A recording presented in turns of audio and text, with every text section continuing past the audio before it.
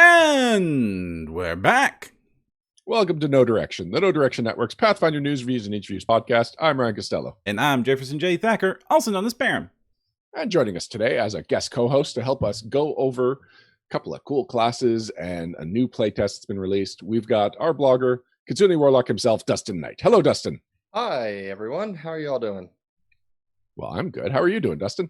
I'm doing great. Getting some good night's sleep finally. All the con funk is being washed off for another round of conventions. Dustin, if there's one thing I know about you, it's that you and I have very different sleep schedules. Feels like we are both awake for about 3 hours at the same time. And then between time zones and very different lifestyles, we miss each other like ships in the night. That's a good way of describing it. So, Dustin, you were supposed to be on the show a couple of weeks ago, and it was a rare episode that we had to cancel. And then you were on a Geek Together that was basically like a bonus Pathfinder, bonus No Direction, because we were talking about Pathfinder minis. But it's been a while since you've been on Pathfinder. No Direction Prime. I've got to stop calling the name of the show Pathfinder. That's what we talk about. We're No Direction. Mm-hmm. We are. Yeah, the last show was fun though, and gave me an excuse to buy a bunch of minis. So I'm always up for doing more of that, and of course, I'm always up for doing more of this. Excellent. Well, we're glad to have you. It'll give us a third perspective on the two new classes, which is something that was announced. It was announced at Gen Con, not PaizoCon, correct? Correct. So we know that Secrets of Magic is the next hardcover. We know that, the next Pathfinder role-playing game line hardcover. There's going to be Lost Omens line hardcovers in the meantime. It's going to take us so long to get used to that. I know. Because I don't even think it's the Pathfinder role-playing game line anymore. It's just there's Pathfinder and there's Pathfinder Lost Omens. But I need words to describe things, so I'm sticking with calling it the hardcover, the role-playing game hardcover line. So we know the two new classes are going to be the Magus and the Summoner, and now we know what they look like. They were both released yesterday, as of this recording, in a playtest document, the 26-page document. I am making so many mistakes today, so I'm going to finish this intro and then somebody else start talking. All right. 26-page document that includes just those two classes. There's no supplemental material, but the way the classes work out in second edition, that's what you need. It's got all the class feats. It's got the spell list because it's the arcane spell list or whatever the spell list is.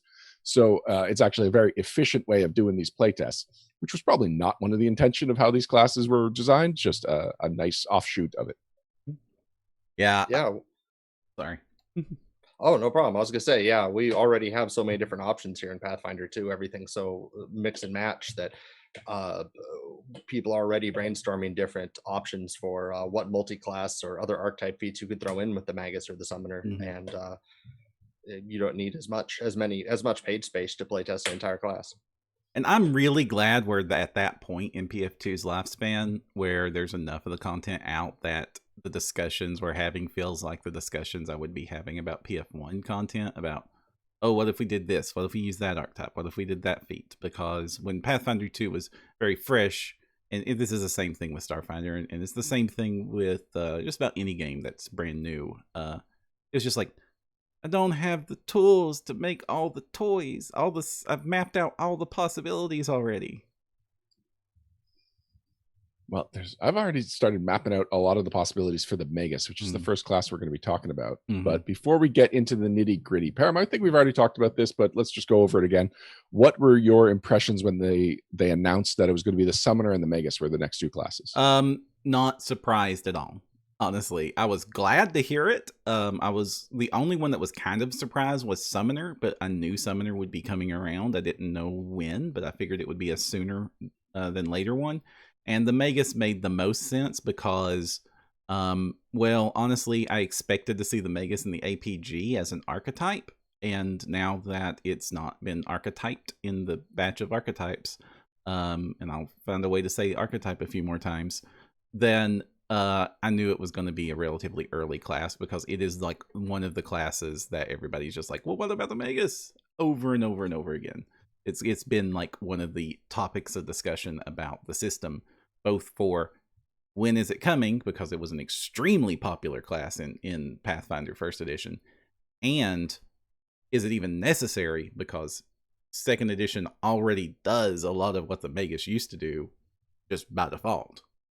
Yeah, that is why I was more surprised about the Magus being included than the Summoner, because the Magus was even the example that we often heard, like, well, do we need the Magus? Because you could just do a fighter with wizard dedication or a wizard with fighter dedication. Mm-hmm.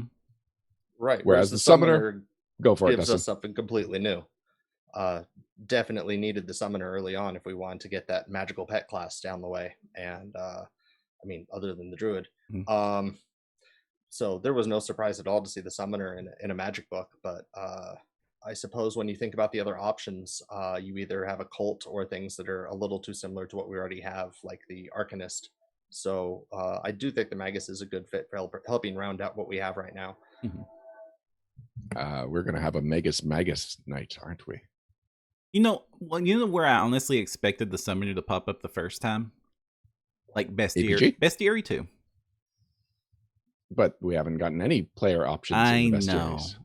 And that's why I've long since learned that that's not going to be the case. But when PF2 started copying a lot of what Starfinder mapped out as being very good ideas, like the society scenarios and a lot of the game designs and releases and the size of the new not soft covers and all that jazz, I expected this would be another thing they copied, because I considered it one of Starfinder's very good ideas, that each of the bestiaries for Starfinder comes with one really cool player option that is important to have a bestiary for. So the first one was, here's how you summon monsters in general, and it was the basic one, so it didn't much matter that it was a very core part of the game. The second one was, here's how you ride monsters and mounts and rules for that, and they had a bunch of monsters in there. And the third one was, here's how you get pets, and here's a bunch of monsters that make great pets, and so on.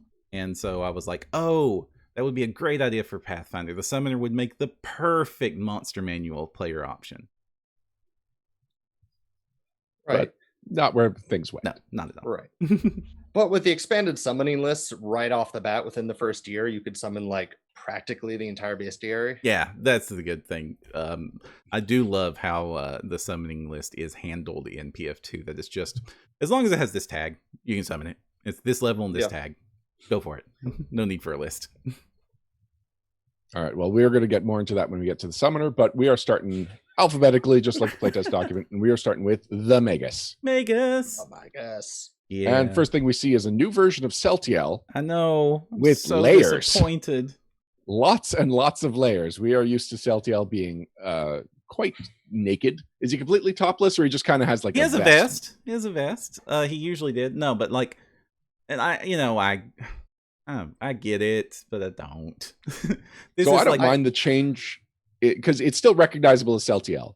But what bothers me is just how cumbersome that outfit looks like. That does not look like he could be sword fighting in that. No, it looks like more wizard than sword fighter for sure. But at the same time, he does have a split robe, not a full robe, so that will move with his feet and it won't get in the way. The cape is, well, all kinds of heroes have capes, even though it's a bad idea. I feel like the party of Iconics forced him to wear a cloak of resistance finally, because he was failing too many will saves and kept like spell striking them to death. Yeah, failing the will save, not just rogue took my chicken last night. Now, there doesn't seem to be a clasp, so that cloak could just be for a big dramatic drop right before starting a fight. So every other piece of art beside the core art will be him without a shirt again? Or him doing the dramatic drop. Dang it. Right.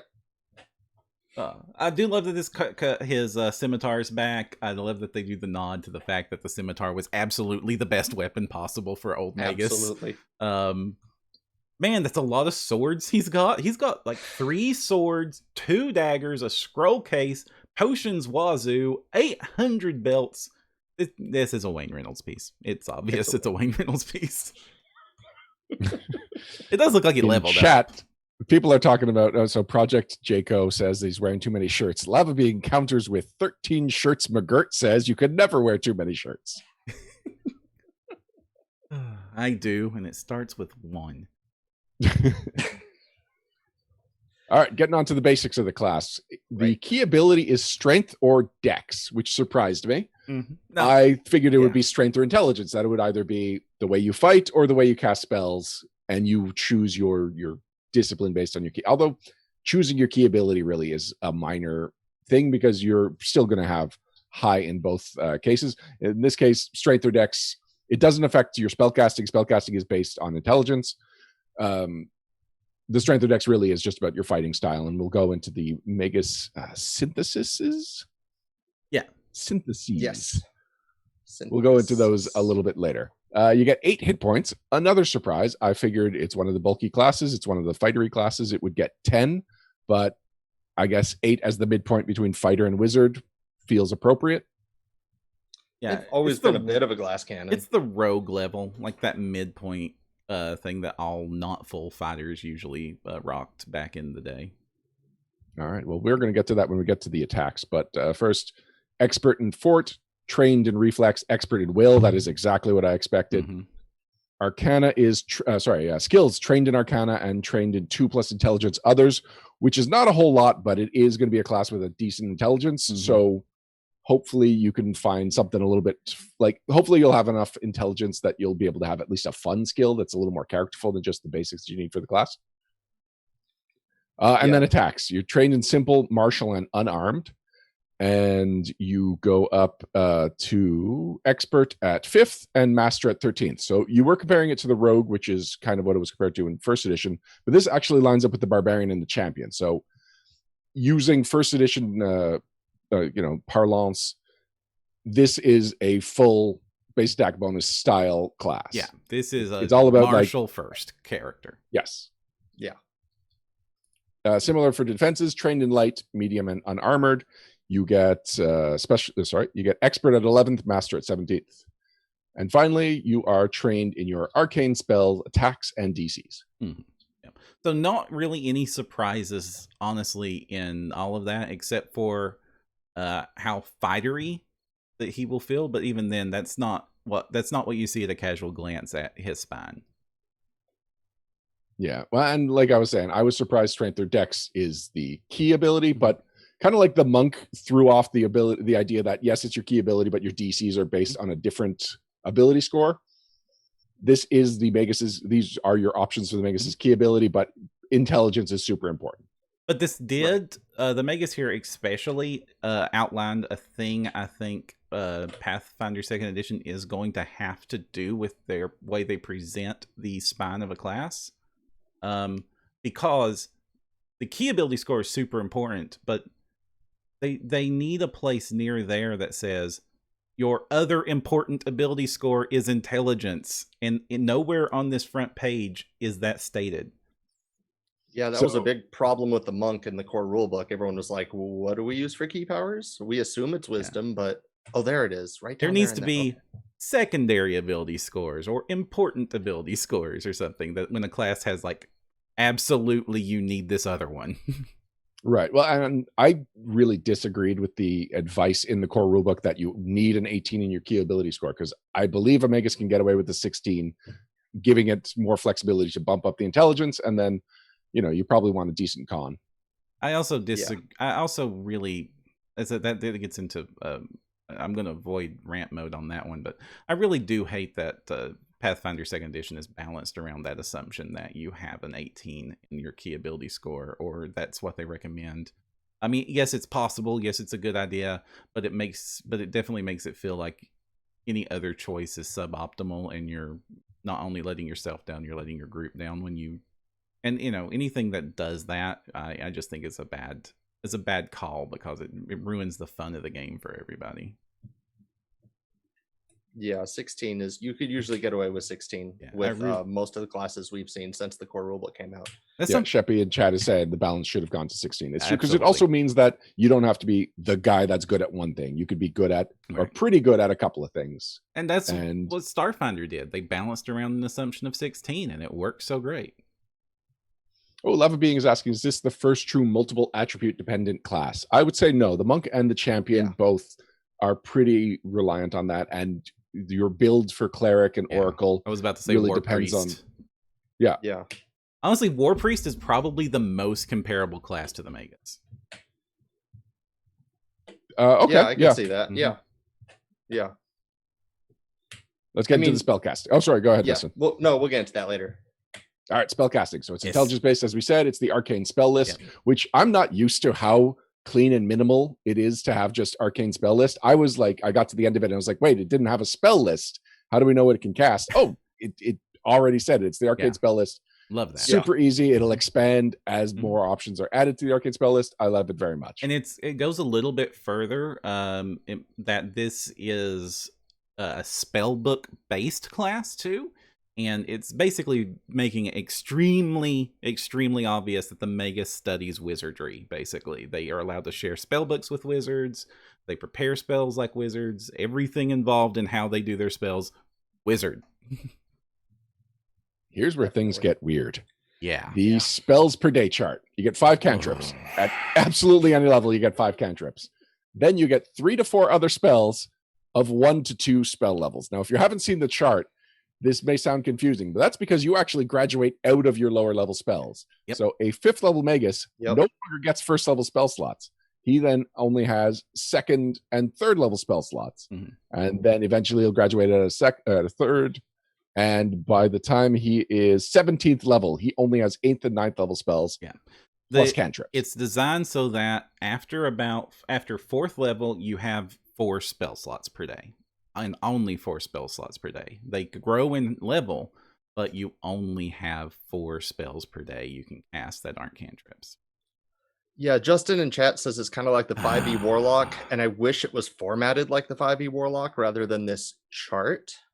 It reminds me of the 5e Warlock, and it reminds me a heck of a lot of all of 4th edition. Right. And I'm going to have words about this when we get done talking about the basics, but this is something it and the summoner share, and I loathe it. Wow.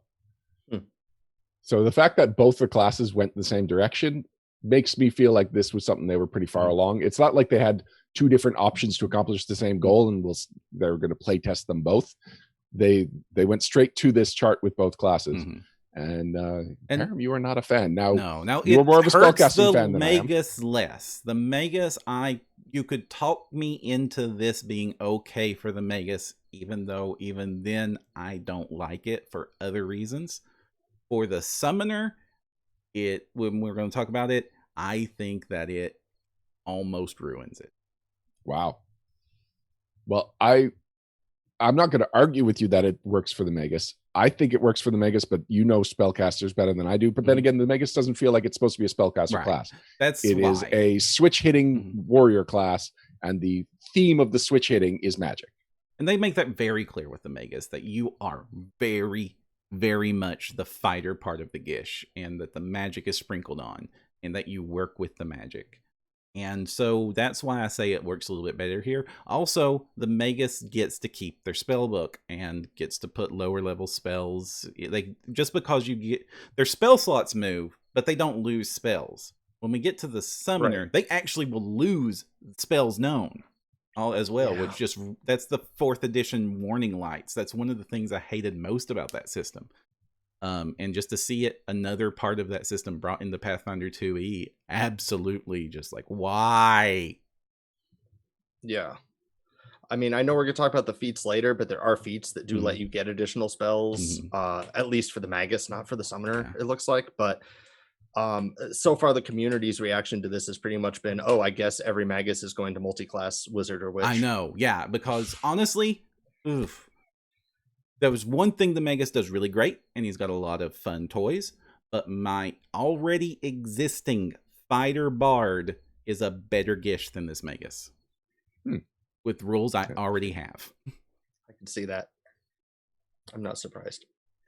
All right, well, there are 2 core class features that we're going to talk about. Battle spells, which are Magus-specific focus spells, and it does call out that the next class feature, Spell Strike, or Striking Spell, it's called now, works as well with battle spells as it does with the regular spells. I am glad that was called out and is made very clear. Yeah, absolutely. I mean, I would have assumed so by default anyway, because they made sure that the focus spells are supposed to just be, these are spells. But I know that would cause confusion, and so I was very glad to see that. I also like that Striking Spell is a free action. Yes, Striking Spell is a free action. It is a meta magic action, and it is something you do that does nothing on its own, but it means that if your following action is casting a spell, then you are then able to deliver that spell through the weapon that you are wielding rather than through the conventional spellcasting completion means. Yep. What do we think about striking spell? Do I need to read it? I think I just summarized it pretty clearly. Like I think as far as any confusion, it's fairly clear. It is, but then again, it introduces one thing again that I loathe here, a design choice I absolutely detest. Wow. Is that now here? I don't detest the classes. Like I like a lot of what has been done here. Okay, so I'm actually pretty positive about what they showed us, but there are certain choices in the design that have made that I don't just dislike. I dislike at a fundamental level that is making me question whether or not I will ever use this content. Wow. And that is, I'll wait till it's later because I want to talk about all the cool stuff and the positive stuff. But when we get done, okay. I am going to have some words. You are casting a dark cloud over this review. Now, if you want a little bit of positivity here, though, one thing that's neat about this striking spell is you don't have to do it with only magus spells. Right. You could multi-class and do it with your witch spells. You could multi-class and do it with focus spells. You could be a Knight of Lastwall and do it with Invoke the Crimson Oath or Cry of Destruction from your domain. It's great. I do like that part of it. But like I was saying, there's the part I don't like is that you have to, when you hit with the sword, it then makes you hit with the spell. Yeah. I think that's completely unnecessary. The cool thing about the spell strike and the magus is basically you get to tag on that extra hit. You're basically just adding your strike damage to your spell cast. That's what it does. Now with this, you're wasting an action for, I could just cast the spell, then smack you, and still use the same amount of actions and get the same benefit. It's a choice that has very little obvious reason for existing now.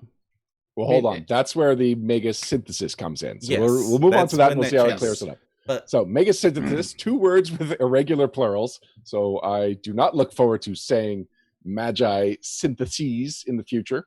But magus synthesis is the subclass of the magus. There are 3 of them that I really feel like there should have been 4, and I'll justify there probably this will be. The playtest usually doesn't have all of those. But of these 3, I think one of them should have been 2 different ones. Okay. So the first one is Shooting Star, and this is the ranged combat magus. So Lava Being in chat was asking if striking spell is melee weapons by default. No, it all depends on your synthesis. So Shooting Star can be summed up as ranged and thrown weapons. Oh, hold on. By default, it is melee. Shooting synthesis adds the exception that it's not. Okay. Yeah. All right. Then you've got slide casting, which Bladed Dash was a popular mega spell in first edition. Everyone now every slide casting magi is a Bladed Dash magi. Every time you do your striking spell, you have the option to get a free movement in there, and I am super thankful for that addition, because when I was reading striking spell, I was like, you never move. Like anytime that I want to do spell strike, I have to have set this up previously because I don't have any actions left to actually do any movement. This gives you that free action. It's a weird way to implement it, but it is clear and it works. Right. Yeah. 2 exceptions that I find, well, we'll talk about this when we get into a later thing. Has to be a one-handed weapon and your other hand has to be free. And then finally, you've got the Sustaining Steel, which is the weirdest of the 3 syntheses. Every time you cast you use striking spell and you are using a 2-handed weapon, you get temporary hit points equal to the spell you've cast. And these last until the beginning of your next round. Yeah.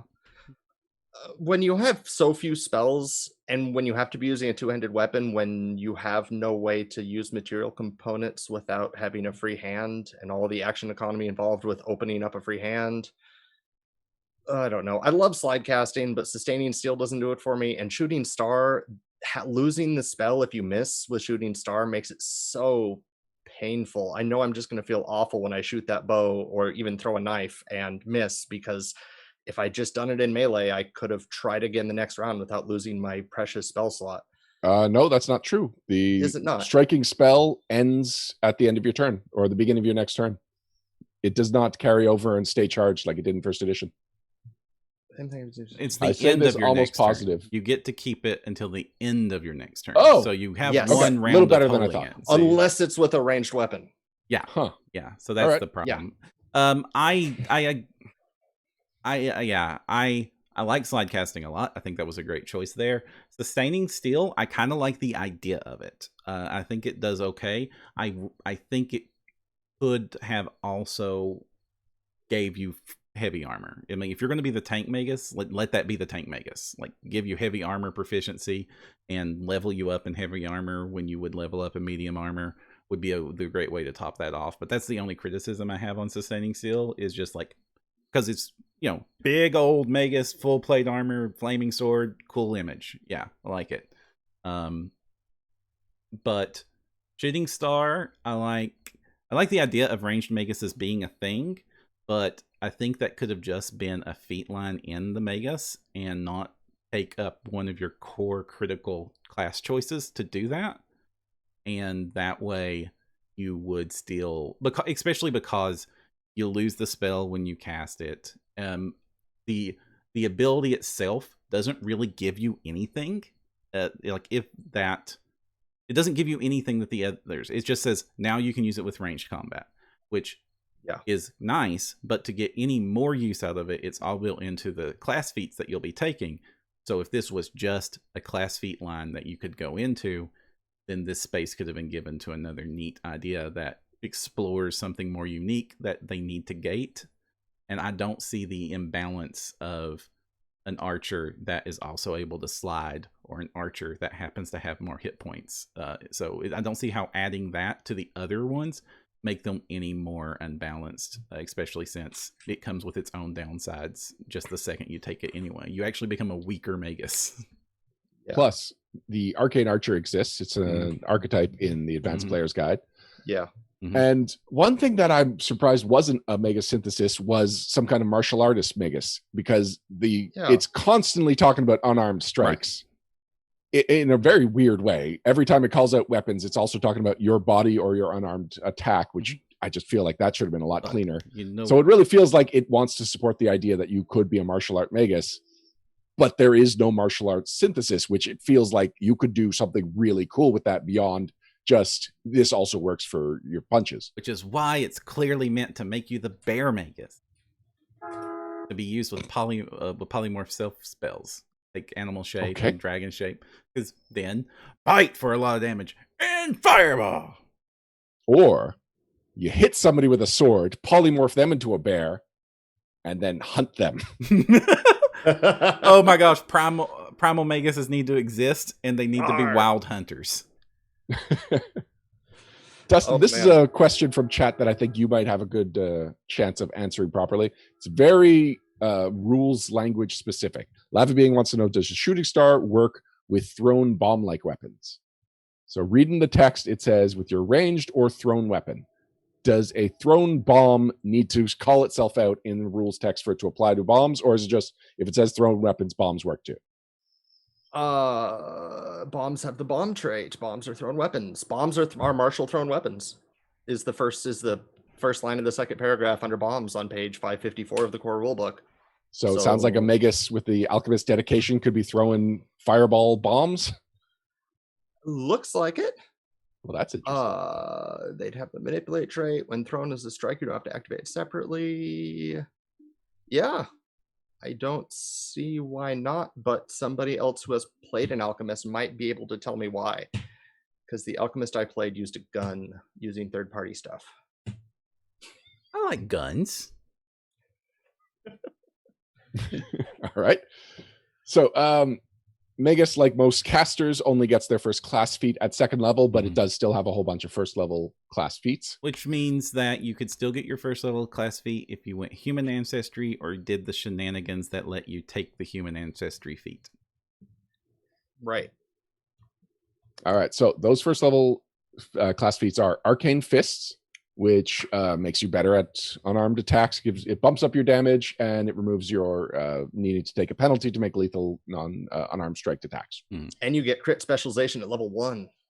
Oh, that's true. It's important to say how crits, because crits were the big point of the Magus. How crits interact with spell strike. I don't think they were the big point of the Magus. I think they accidentally became the big point of the Magus. I never saw crits as being the intent of the Magus, but all the best Magus builds were crit monkeys. It's true. Well, it's just like without the crit, you were able to do two things at once, but there's not much of a reason to.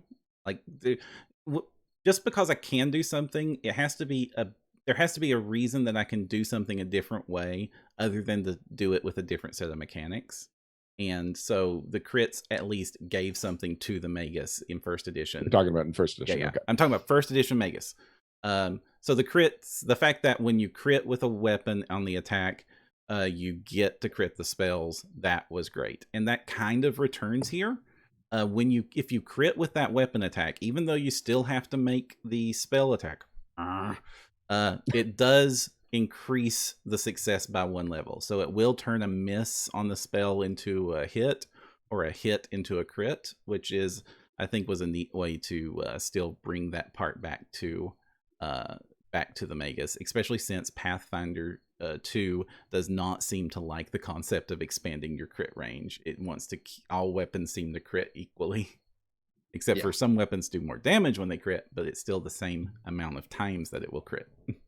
Right. I am glad that you brought up that after you successfully hit with the weapon, you have to successfully hit with the spell. That's something that we glossed over, and that's weird, especially because 2E feels like it hates making more rolls than you have to. This is one of the few times where it's like goes out of its way to give you excessive rolls. Yeah, that's one of the reasons that I'm having. Saving it for later. But that is one of the big reasons that brought me into my opinion on this class. Really seem to have spoiled your mood. I'm sorry. I do like a lot of this class, but there are some choices here that I just think are going down the wrong road. Okay, and here's one of my favorite feats from it. We'll put a positive spin. Combat assessment. You can strike someone and learn more about them. It is not specifically called out, but it has been clarified in any other time similar language has been used, that if you hit them with a strike, it deals damage, and then also does this thing where you get to make an immediate recall knowledge check on the target. This is good. Recall knowledge turning into an action rather than a free action. It was something that a lot of people got disappointed in and has changed a lot of the dynamic at the table. So having a class that needs a lot of actions to do its main thing, gain access to another way to fit additional acts into its turn, that's good. This is a clever implementation of that. It even gives you a +2 bonus on it. Yes, you're just bleeding information about your creature type when the Magus hits you. And sorry. I mean, a spellcaster is going to really want that recall knowledge to hit those weaknesses too. But I wonder if this might cause some remorse when a player hits a creature and then gets the recall knowledge, and then when it goes, oh, I shouldn't have been using this weapon and I shouldn't have used that spell. Why couldn't anyone else in the party have done this before my round started? Yeah, I like the concept, but I kind of wish this was actually just kicked over into one of the class features of the Magus, because it kind of doesn't. It's cool, but you know how second edition has silos, right? It has combat silo and then the skill silo. This is one of the feats that kind of bridges those two gaps together, and it doesn't actually make you all that better at killing. It just gives you a slight advantage on killing, and the other feats are so much more powerful and better strategic choices for your actual combat efficiency and than it. So I think that taking this feat is a very cool feat. I like it, but I would never take it because I can still combat assess by just recalling knowledge normally, and I don't get the bonus and I don't get the cool I hit it with the sword first thing, but it's still possible. Whereas I can't take a familiar without spending a class feat. I can't do the arcane fist without spending a class feat. Eschew materials less important in second edition than it was in first, but at least it kind of has a reason. It was always a trap feat even in first edition. And raise a tome is I want to talk about that one, but I have so many Go for issues it. with Raise a Tome. yeah, Right. I want to talk about Yeah. that one. Love it, and I hate that it's useless. Yeah, I mean, do too. I feel like it wants to be its own synthesis. Like Raise a Tome and Combat Assessment wants to combine into a new magus synthesis. I Yeah, follow I could where you're going totally with that. see. Like that book wielding Inquisitor from first edition that beat people to death with a cold iron book. But it's not. So much art and so many minis are sculpted with how do we show that this person is a wizard? Well, they're holding a book and reading it, or they're holding a book and their sculpt and their art. And it's like, and it makes no sense in combat. Like, the book is super important to you. You're going to do that when somebody's not trying to stab you with a pointy, sharp thing. In the middle of combat, your most precious, valuable piece of your character, your spell book, the thing that wizards build entire multi-dimensions filled with traps to protect, you're not going to be waving it around so some goblin can throw acid on it. It needed a point, and Pathfinder and D&D and all the games that in its lineage never really had a reason for you to have the spellbook out until very recently, when sometimes they would add like some sort of justification feat or some sort of cool thing to make using the spellbook in combat mean something, like the special magical spellbooks. That was a really cool idea. I wish they fleshed out a whole lot more because it was a really brilliant idea. 4th edition eventually made spellbooks a way spellcasters could go as like one of their class choices, and it actually was a pretty cool idea because by choosing the spellbook option and actually pulling the dang thing around, you were able to flip through it and swap your spells out that way. So like you can swap your spells, but you really have to bring it with you. And I have so many magus minis or Gish minis that the way they're sculpted is it's like, I've got a sword and a book. And I'm like, why? And now at least it makes sense because I want to block things with it. Also, why? What synthesis would you even use this feat with? One, you have to have a two-handed weapon. One, you have to have a free hand. So I guess shooting star, where you're going to be furthest away and least likely to be hit. Yeah, so this is my issue with it. Well, okay, I have like 3 issues with it. Mm-hmm. One of them is that if you look at the synthesis, like you need a ranged weapon, which are almost all two-handed, or a thrown weapon, which, okay, that's one possible solution, but we'll get into the issues with thrown weapons later.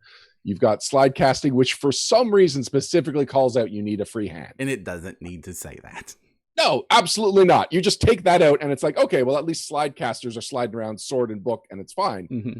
Also, sword and shield magus should be a thing. Yeah, you can't. None of these allow you to be a sword and shield magus. None of them allow you to be a sword and book magus, even though there's a feat for being a sword and book magus. Yeah. And sustaining steel needs to be two-handed. I don't think any of those one-handed or two-handed requirements should even be in either of those. No. That should be up to the player to choose.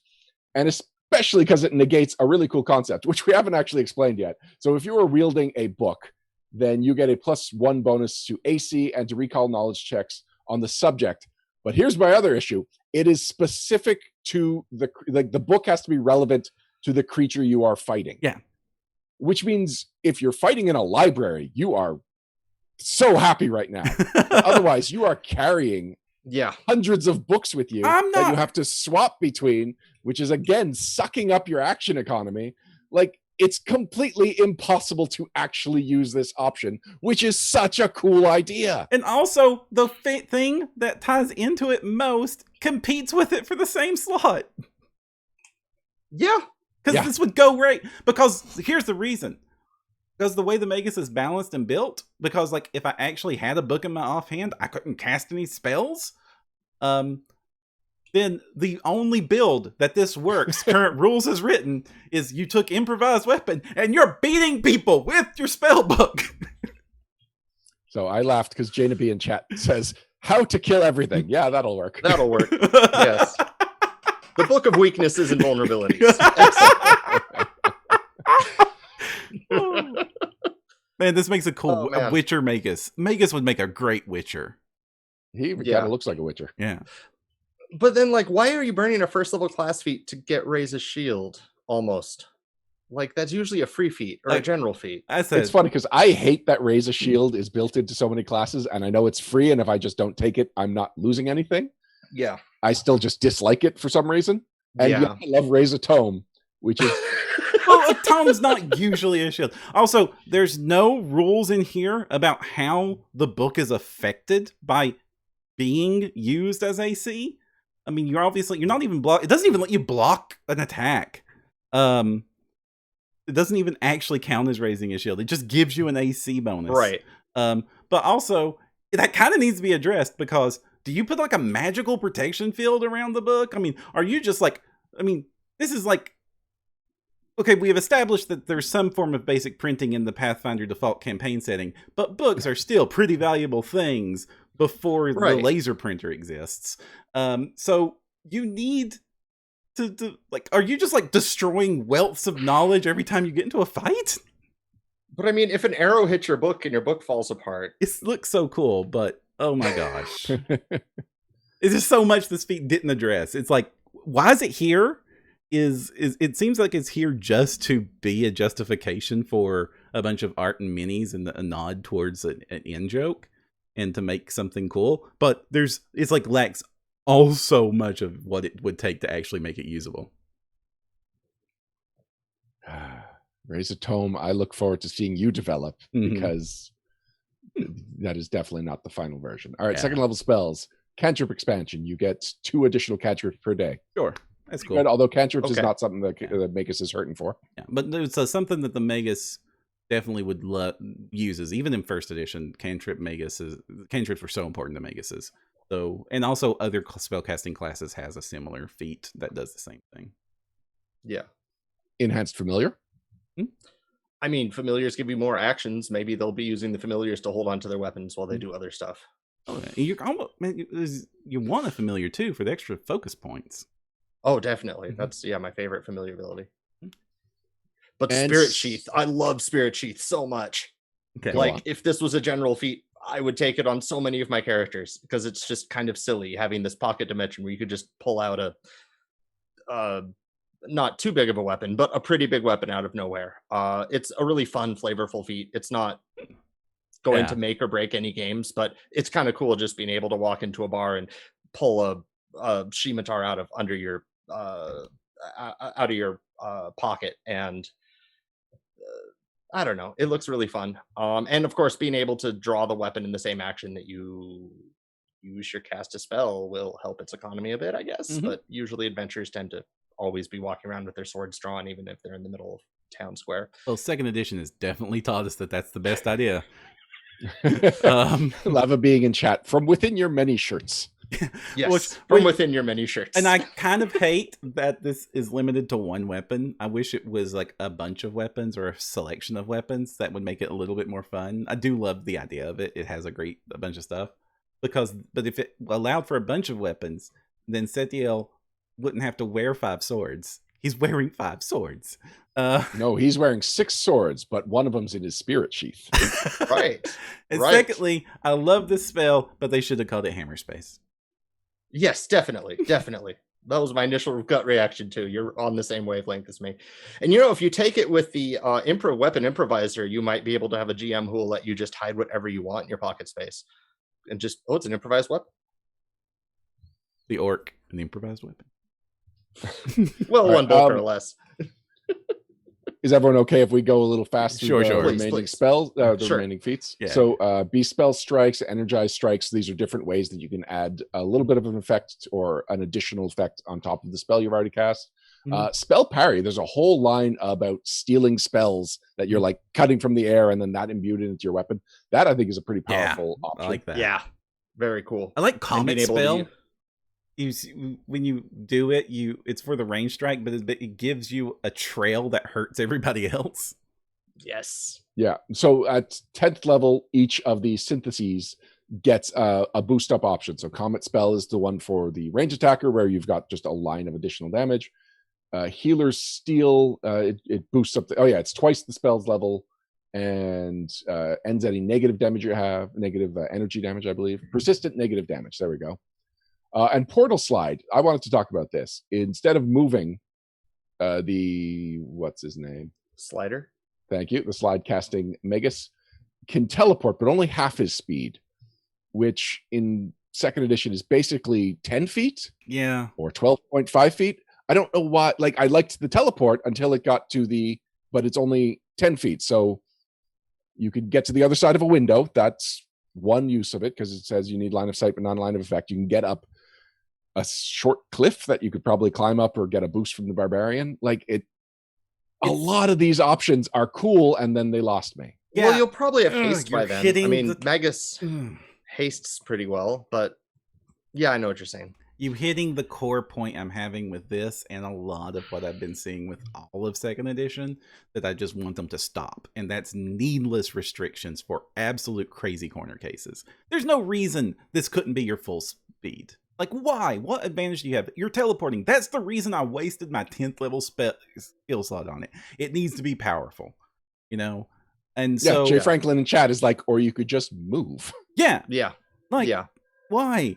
There's so many ways that I can avoid attacks of opportunity. Like, there's what is there's breaking? So many fewer attacks of opportunity. Because your base speed is usually 25. In medium armor, you're going to be usually 25. Half of that is 10. So what on earth is going to break at 25 and not 10? I just don't get it. I was hoping for a later feat that lets you do that teleport and flank with yourself that we got in 1st edition. Mm-hmm. Nothing. We don't get any further build on this. I gotta go on now. This come up too many times. Sure. What I'm seeing and what I am absolutely loathing about this document is not the cool, flavorful choices. It's doing a lot of great things, and then it ruins them with these needless restrictions and nerf bats built into every aspect of the classes. This is something that plagued the playtest document, and was one of the reasons that I was really worried about the future of Pathfinder, and was relieved when they let up on that. The APG gave me further relief because it didn't have much of this nonsense. But to see it come back here in the Magus and the Summoner, and especially with the Magus, a class that absolutely did not need any nerfing. They could do some Alpha Novas, but it was nowhere near the winner of the DPR Olympics in 1st edition. The cool thing it does is nice, but everybody that plays a Magus knows that really you're giving up being the best at two important things to be kind of cool at both. So it just needs to do more. And then to see that all of the classes, the book feat doesn't work because you need to do this. The other thing doesn't work because you need to have that. This ranged combat thing exists because we need to make sure you can't shoot it out of a bow. Why? What if every Magus could use a crossbow and throw a spell? What would that nerf, other than the fact that it encroaches on another class's turf? Like the two-handed weapon is the only one that gives you hit point buffs, and I'm glad that a two-handed weapon is part of this mega spell slot. But when I see two-handed weapons, I don't see tank. I see damage dealer and melee damage dealer. That would be like a great, like if you add a bonus damage equal to the spell damage that you dealt with a big old great sword. That would make a lot more sense than getting more hit points. A sword and board Magus would be the ones that I would see given, like... Yep. Also, sword and board Magus isn't even possible in this document. And you gave a feat to make a book of sword, and you can't even use it. The summoner, we're going to get to later, it's going to lose spells that it knows, because it's... Why is it so important that this person forgets the half dozen spells they get to know anyway? I look at that reason, I go, why? Because at least the Magus gets to keep his old spells as his spell slots increase. And then the fact that you're losing low-level spell slots to begin with, and you're only getting 2 slots per level instead of 3. You were nerfed once when you got the 2 slots per level. That was enough of a price to pay to get them. Low-level spells in Pathfinder 2nd Edition are already nerfed to heck, and they're hardly worth casting as the game exists now, because you don't get any free scaling, and boosts are so important, so you're only going to use them for low-level utility stuff and fun stuff. That's all you're going to use those low-level spell slots for. They're not going to be the ones that are swaying the combat. You're already going to be using your very limited high-level spell slots for that stuff, and it doesn't need to have a restriction. Why are you taking these things away? Why are you nerfing the class everywhere? Pathfinder 2, when I see these playtest documents, seems like a game that is afraid of its player base, that is reactionary to the abuses of the worst of the players and making every player suffer because of it. It's balanced on the most extremes. It's balanced so that 18s are the only way to really make effective character, or you're going to be suffering against already overpowered monsters that are cheating the math anyway. Even like I said, when I read this book, it reads like it hates me. Yeah, I could totally. We're getting a lot of people in chat who agree with you, and I totally see where you're coming from and There agree are with you as so well. many great ideas in second edition, so much great potential here. They just need to remember that this is a game that's supposed to make heroes look like heroes and have fun. This is not a tournament game. The GM is not competing with their player base. It doesn't matter if they kill the monster one round sooner. Yeah, that's very well put. I do still want to try the magus in practice. Yeah, I do. Everything you're saying is completely valid, and the syntheses are the worst offenders, in my opinion, about the why does it have to be that way. Oh yeah, but I still I feel like I could get a decent slide casting magus that would still be fun to play, still work fairly well, and I would deliver on the concept. Would it deliver better than existing options? Probably not. And are these feats worth taking when I could be taking multi-class dedications? Definitely not. Yeah. But if my goal is just to make a magus that's fun to play, I still think there is that magus somewhere in here, and therefore there can be a much better magus when hopefully a lot of the feedback reflects that. Yeah, and part of this is this is a playtest document. They're going to see it, but the reason that I'm upset, the reason that I'm worried, the reason that I loathe it, not dislike it, the reason that I'm not just providing feedback, but instead taking the opportunity right now to address a large audience about this, and I hope we'll get some attention from the people responsible for designing these things, is because this is a pattern I have seen over and over again with the game.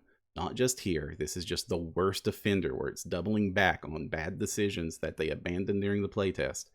And I don't want it to exist here. And I really wish whatever philosophy that they're adopting at the design level to do this, whatever, that they stop, because this is one of the things that I think will absolutely kill this game long term and be a reason that people go away from it. Because when you look at one of the criticisms of this game, or who this game is for, or what made Pathfinder special to begin with, it was always freedom and customization and being able to be good at the game and make things that are cool. And this game, with these decisions, looks like they're trying to ratchet that down as much as possible. I'm not saying things need to be unbalanced. I'm not saying things don't need to have some sort of limiting factor. But when I look at every single cool option that lets me do something neat, and it comes with a crippling restriction that makes those immediate cool ideas absolutely fall flat on their face, or seem to just be game balance decisions that make no sense in lore that has been established before, when I see the naked attempts to just nerf something because they think it was too powerful in a previous version of the game, I am constantly reminded that this is not me having fun with the game. This is me against the designers.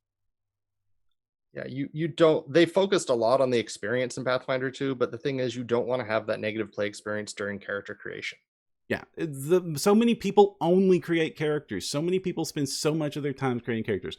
I create characters constantly, dreaming of when they might be able to get used. And I get to play more than probably most people on Earth. I get to play RPGs anytime I want to. I don't want to sound like a jerk when I do that, but it's one of the advantages of being on this network, being on this show, knowing you awesome people, that if I had a hankering to play a game on Sunday at 2:00, I'm pretty sure that would happen.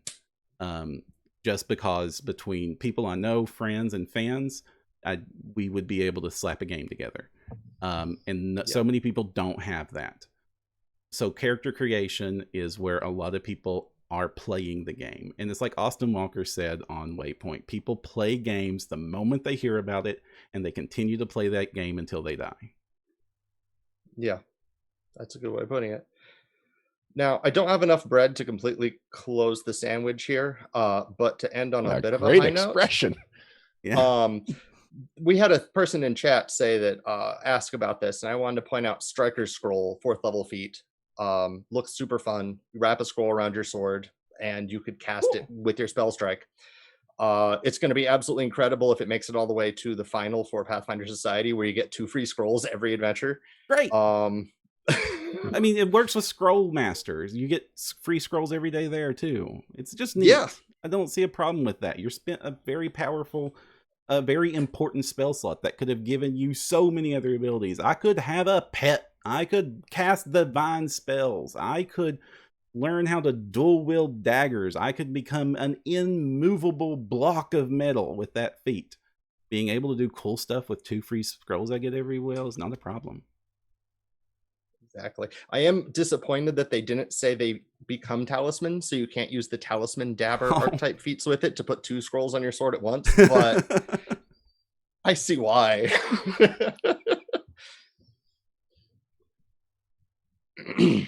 So what are we doing about the summoner? Did you Let's talk have about your say, the or do you? summoner. Yeah, Let's sorry. talk about the summoner? All right. I mean, do we want to talk about that and then get to the summoner? Because I kind of ruined the flow. Sure. So if somewhere on this outline, I've got the idea that maybe we'll talk about house rules, because I have been thinking a lot about house rules for 2nd edition, and most of them are in character creation. And one of the house rules is just ignore the silos. Yeah. Like in the Advanced Player's Guide, there's that gnome ancestry feat that you give puppy dog eyes and people take sympathy on you.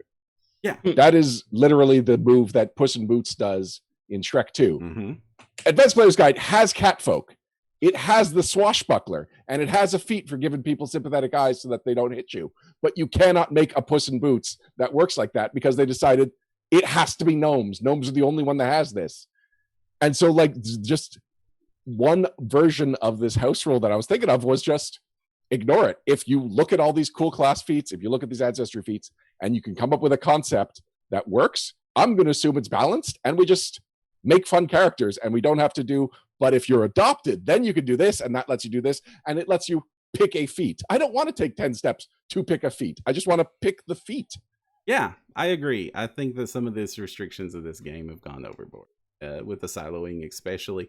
I don't mind that there's silos for this is your combat pull, this is your non-combat pull, but let us buy from, like, to put further things in there. I mean, we're having fun with a game. We're not trying to organize Adam Savage's tool collect. Right. And one of the reasons I liked the archetypes in the APG specifically was the line that says you now have access to these feats that are siloed. Like, I don't know why I should get excited about a rule that says an arbitrary restriction is slightly less restrictive. Yeah. And also, you're right. Just, you're right on that one all over. No. I mean, that has been my complaint since the playtest, that it's like, remove the restrictions, and I will have so much more fun with this game, because the action economy, the structure of the game works really well. Spells is a thing that I've got. Like, I don't like that the cool thing is only if you get a critical hit, and a critical hit is hard to do. Mm-hmm. But that barely affects me because I barely play spellcasters. And actually, I am more likely to play a 2nd edition spellcaster than 1st edition. Which was why I also don't understand it, because with the spells, they did the opposite. They removed the silos. They simplified it. They broadened your choices, and it's awesome. That's why I like, one of my favorite house rules is the one they recommend that's in the books. So you can even do it in Hero Lab. It's like, everybody gets a free archetype at level 2. Why is that so appealing? It's because they should have, I don't want to say the phrase screwed up, but it kind of feels like screwed up. It's just like, if this is so fun, if this makes the game so much better, why was those restrictions in place to begin with? I mean, every 2nd edition AP and adventure I'm in right now, the GM has gone, you know what? Y'all get free archetype feats. We're doing it. Mm-hmm. And it has made the character creation process so much more fun without that much impact on the actual game, since we're still limited to 3 actions per round. Right. And so if I were to go even further than just house rules and say, like, my ideal version of the core rulebook would have been 4 to 6 base classes, ignore the ones that came before, and just, these are the pillars, here's the archetypes. Like, if we have to have silos, then why do we have such specific classes? The specifics should have been saved for the archetypes, and if that's the direction they wanted to go. Right. And you know what you just said? You said something that you used a different term to say something that I've been saying for a long time now, which is that my favorite version of Pathfinder 2 is Starfinder, because that is exactly what they did in that game. And that's why that game's so much fun. It's so freeing. It's the opposite of this experience. Everything is open. Everything's free. It encourages you to go nuts. and I love it. And then I don't know how the same company that makes that made Pathfinder First Edition, comes along with Pathfinder Second Edition, which has so many cool ideas, but then wraps it in chains. We need Pathfinder 2 Unchained, is what you're saying, Perram? We need Pathfinder 2.5. Like, one of the reasons I'm excited for the beginner box is so that I don't have to show players the core rulebook, because the core rulebook has so many issues. Yeah.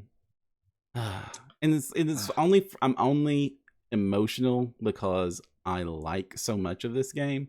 It's not that I hate this game. I wouldn't care about this if I didn't like the game, because I would be playing in the. It's also funny, like, you were really happy with the Advanced Player's Guide, right? Yeah, I loved it. It was I. Almost perfect. So it's just funny that a playtest document comes out and it's like, oh no, all the things that we thought the APG solved are not as solved as we thought. Yeah, that's the reason I'm so upset with this, is because it looked like they were heading down the direction that I think makes this a great game.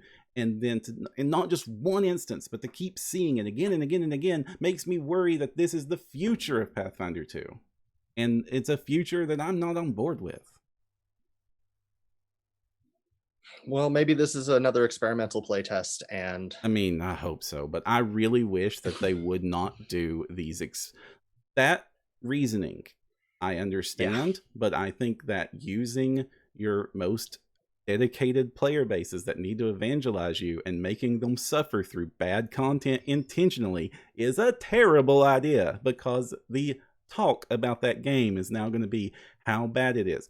I have a very hard time getting people to play Pathfinder 2 because of how many people think it's the playtest. And the playtest was absolutely the worst decision that Pathfinder has ever made. And I'm including the bad MMO in that topic. Jeez. Insana in chat is saying that the APG playtest document was super flawed too. I don't remember the APG playtest document having this many issues. The Oracle had a lot of the issues. Oracle, I loved the Oracle. Yeah, it had lots of issues, but it wasn't like so obvious that was the intent. It was, we're trying to dial it in. The math is here. Something is here. This is not something I'm mad about because something is broken. This is something I'm mad about because it looks like something is being intentionally done. The restrictions seem to be there intentionally. I'm not mad that the spellbook, raise a spellbook feat doesn't work. I laughed when the shield brawler couldn't actually be a shield brawler. I wasn't upset by it. So there is one moment like that in here. Runic impression means that your unarmed attacks or your weapons gain the benefit of a weapon rune. It lists some of them. One of them is returning. There's a caveat at the end. If you cast this on a weapon, the spell ends if you cease holding the weapon. So if I cast returning on my weapon and throw the weapon, it is no longer a returning weapon and therefore does not come back to me. Reminds me of when they put spell storing on the gun wizard archetype back in first edition, even though spell storing says it's for melee attacks. It's like there's a spell in first edition that lets you re-prepare a spell that you have an empty slot for. You can just do that. That's in the core rules. Actually, it's a worse version because it cost you a high-level spell slot to do something you could do for free. Like, mistakes like that happen. I'm not upset about those. I'd be giggling and pointing at them, and they become in-jokes like Dinosaur Fort. But no, I'm talking about what looks like it's a philosophy. And the philosophy seems to be that players can't have too many nice things. We need to make sure that they can only do what we want them to do. Right. Incidentally, chat has pointed out that I'm named Vanessa right now. Oh, sorry. Oh, I've seen several references to Vanessa being in the episode, and I did not understand them. It's not on your lower third. Last episode was the first time I ever put the guest's name on things, so my bad. But congratulations on writing Legendary Kineticist, Dustin. I know, it was fantastic. It's one of the best books ever. Oh, thank you. And you know, one of the reasons I like that book is so freeing. You get to do so much. I literally said you could have an all Kineticist party, and the reason for that is there are options. Oh man, yeah, definitely. Where do we go from here? Like, we should talk about the summoner. We should talk about the is that okay? Yeah. So, Oof. I do not have any practical experience with the summoner. In fact, in first edition, I wrote the section on companions in Ultimate Campaign. And, there were edits and stuff because every time you turn something over, there are edits. But everything I wrote about the Eidolon was completely rewritten because apparently I have no idea about how Eidolons work in lore or in practice. So Summoner has always been one of my biggest blind spots. Okay. Well, were we going to talk about the new iconic? Yes. Yeah. We don't have a whole lot of information about them because we also don't know their name, even a gender or ancestry. They look like halfling, I assume, with the feet, but I'm not 100% sure. That's definitely halfling shaped feet. That's exactly how Wayne Reynolds draws halfling feet. So I'm assuming it's a halfling. But it could be a gnome. Like, it could easily be a gnome. Those two character archetypes often are very hard to distinguish from each other and aren't alone. Well, it also looks like a human child. Oh, perhaps, we are missing a kid iconic because Yeah, Yoon was the kineticist, and we don't have a first-party kineticist yet. And it makes sense. Eyes are too normal to be a gnome, says Insana. I like that attention to detail. Yeah. The dress and the images to me look like it could be from Arcadia, and there's a lot of halflings in Arcadia. Yeah. And there is a champion of Arcadia on the Paizo staff. Mm-hmm. Yeah, I definitely think people have been saying maybe Mwangi, and I can see that it could be Mwangi, but I think in Arcadia is the right answer on this one. Yeah, plus the only other iconic we'd have from Arcadia would be the Shifter, which we lost. Which became part of the Druid, which is great. Yes. I don't mind that. The Druid, I like that the Druid Shifter works. One of my players is playing one right now that multi-classed into monk, and now his apps is literally a kung fu bear, and it's kind of fun. Nice. And see, I like that. That's the kind of game I want. I want a game where my friends can make octopus monk, can make kung fu bear. I mean, it's part of the history of this game. It's a heritage that I know has caused some friction, but it's like, why give up on it? But also, if it is a human child, that would also make sense, because one of the things that would make sense for making a human child character, a child character, viable in combat, it summons a dragon. Like, it's how many movies and cartoons have been about, people who summon dragons that compete to be the very best. Like, no one ever was. Thank you for that very much. Just look out for the first world. Any tears shed for Balthazar? No. Okay. I kind of hope that Lim has him locked in a closet somewhere. Wow. I mean, when you buy the iconic minis, would you rather have a dragon or a chicken? I have that chicken. Games. That chicken is partially transparent, which really wooed me. Chicken. But I would rather the dragon. Yeah, exactly. Also, the dragon totally sells. Like, people want to have dragons. And this, boom, dragon! You can be a dragon rider. We finally have a reason for you to have dragons in the game and be a dragon. Did we not have a reason for dragons in the game before now? Not obvious. Not at first level. Wormlings? You can't be one. Okay, you can't be one. Yeah. People want to fight. Bolts. Also, I really don't like wormlings being monsters, even though they're CR appropriate. It's like, what are we going to do? We're going to go kill some infants. Why? Also, why would a dragon infant be lying around in a low-level dungeon and mommy not be immediately nearby to smite the poor fighter that thought it was a good idea? Well, there's plenty of dragon lore about how a lot of the evil ones are bad parents. Oh, yeah, fair enough. That's a good point. That's a good point. And that's why there have to be so many in dungeons, because if they were, they just have to it's the spawning method of parenting. Just throw them everywhere and hope some of them make it. All right, Dustin, you want to take the lead on this class? Oh, sure. So you gain, where was my thing? There we are. Mm-hmm. So the summoner, we got the new iconic. It's a charisma-based class, so you key off charisma, which good, right? That is the stat that summoners key off of. They have 10 hit points as a caster, but that's because you share your hit point pool with your Eidolon. Weird. So, weird, but I get why they would Yeah. need more hit points, because when the big dragon gets hit, you get hurt too. Mm-hmm. They have the same saves as Magus, expert in fort, expert in will, trained in reflex. They are trained in 3+ skills, but they probably don't have a lot of int, so that works. Plus, they get to be trained in their Eidolon determined skill, depending on which Eidolon you take. They're trained in simple and unarmed attacks. They're trained in unarmored defense, and trained in spell attacks and DCs by a tradition chosen based on the type of Eidolon you choose, which is really what makes your character different from other summoners.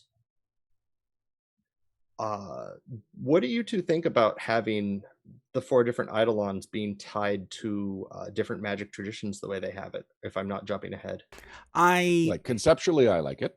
Oh, Perram, this isn't one of my loathing things. One of the reasons I really liked the first version of the Magus and kind of hated that the second version of the Magus had to do to nerf it, just to control it. But I did like the idea that like the form of your monster was really just part of your character, and like I really wish that I kind of want more of that. I know that they're probably just going to expand this list. This is just like the beginning test list, and there's going to be lots of options for Arcane, Divine, and on and on and on. But I do like the build a monster concept, even if it's not like rules wise, like the way that it was horribly abused in first edition. But I did like the idea that at least conceptually, you get to just custom make your monster as it ties to you. I guess I would like if its type was fine, but maybe not the specific monster. Like it specifies if it was outsider instead of angel. Yeah, because surely there are demon summoners. Mm-hmm. Yeah, and then like draconic instead of just straight dragon, I guess. But I guess that one's the easiest to do. It's the hardest one to map too, because it's the dragons and arcana kind of tie together, but it's less obvious as like primal getting an animal and divine getting not getting an animal, getting a beast. Getting a beast. It's the difference between a wolf and a winter wolf. Yes, and I will point out they did say in the playtest that other Eidolons exist, such as constructs, etc., etc. So I know the list is going to be expanded, but I kind of wish that this was more of a. Man, I do hate sometimes Pathfinder and all the words. I wish there were more archetypes. That there were more archetypes than specific choices. Right, but at the same time, it's not like I'm not invested in that one. It's just a small preference, but I get this option. It worked for the rebuild summoner.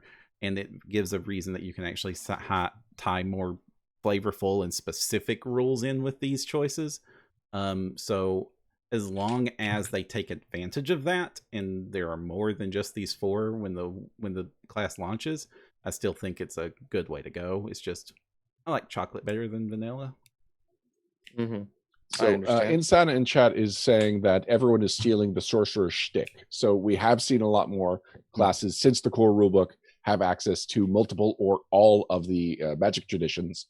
Mm-hmm. Was that the sorcerer shtick? Like that was its new coolness in second edition, but it still felt like that wasn't the only thing the sorcerer was known for. And there's room for other people to get the same, other classes to get the same fun options. It kind of is its mechanical stick. The sorcerer was the way to basically build a spellcaster of any type very well. And that there so many classes are just able to just do the same thing is making the sorcerer look like it needs to live up to the other classes. I definitely think that it's not a horrible situation for the sorcerer. You could totally make an effective sorcerer character. The fact that it's built in your bloodline is great, but it's definitely like the class with the least reason to exist in the game.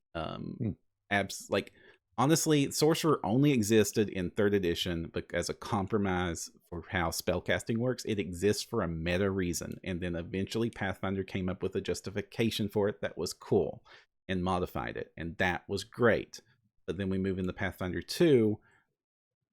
I think that it removed a lot of the reason for the Sorcerer to exist again, and they could have done more in that direction. So I think it of all classes needed more to do this. It also ties into my rant. Why in the heck does the sorcerer have all these weird sub rules about downcasting and scaling its spells for no reason that I can tell, when they already solved this problem in their previous version of the game and in Starfinder with downcasting. And it's like, why these arbitrary restrictions on this class that they have to learn the same spell a dozen times? And it's yeah, it is very frustrating. It's just another example. And it comes back with the summoner. The summoner has the same problem. That's the reason I'm tying it in here. But the rant. But yeah, it's another example of needless restrictions to punish a player for things some other player did wrong. Yeah. So let's pull back to how Eidolons work for a minute.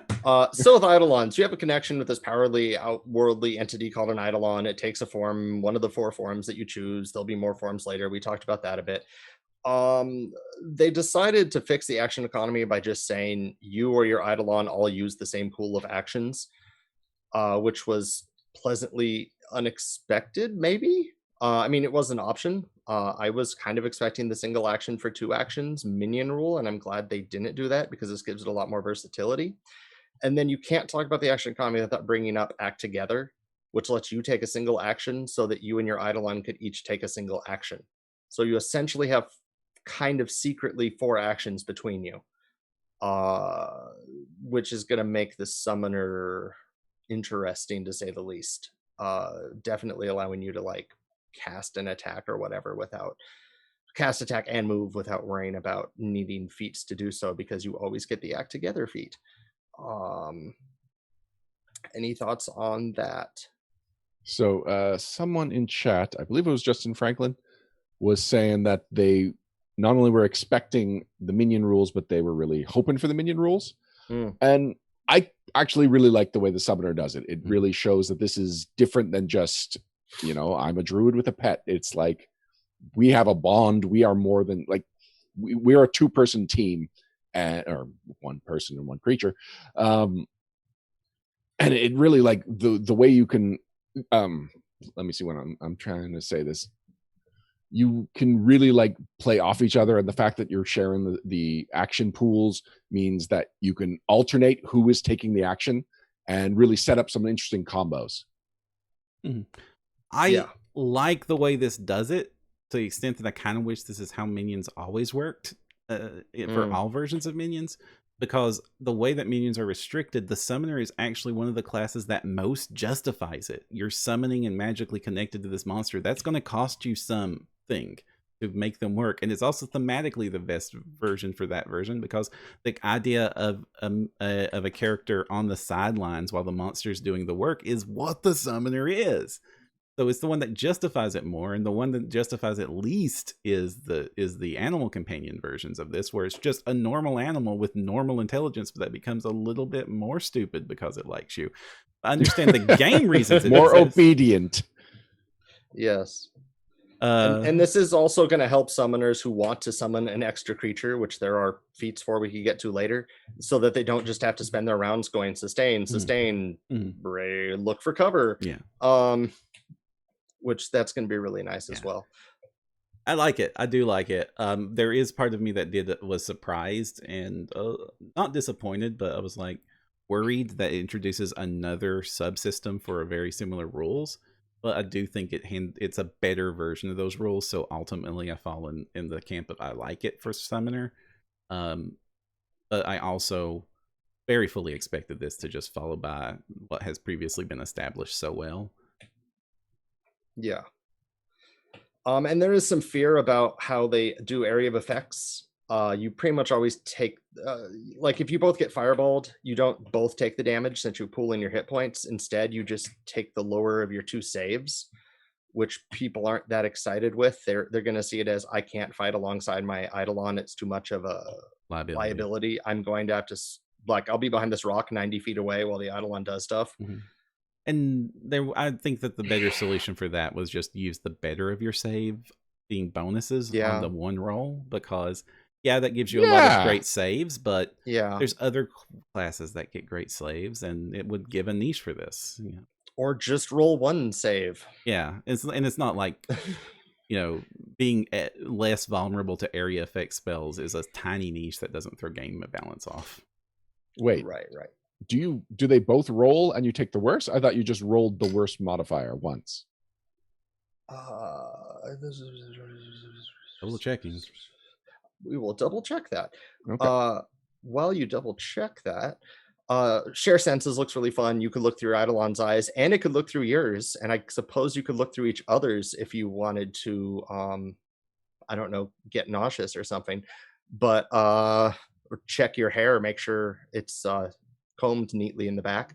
But that's just some little more flavorful option that we were kind of partially expecting.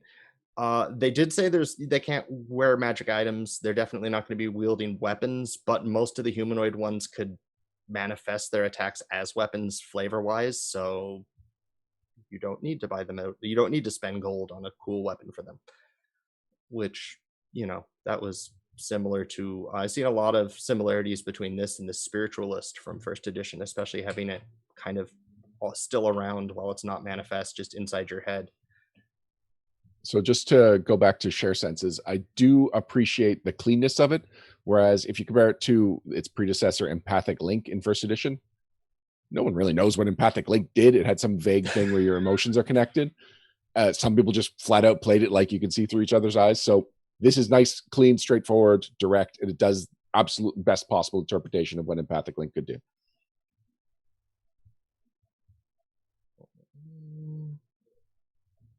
Having a hard time. I did when I did the initial read of this too. Yeah, me too. The read of I understand this is just an effect of this being like a work in progress, but it's a little more difficult than I like trying to figure out what my stats of my Eidolon are.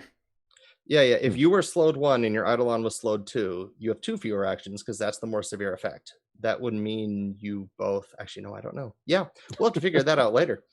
And that is why we play test. Part of why we play test, so we could tell Paizo this. We're not sure about this. Can you please clarify this in the final product? Yeah, and I would definitely put this into the thing of this is what playtests are for, feet, not the I am deeply concerned with the game silo.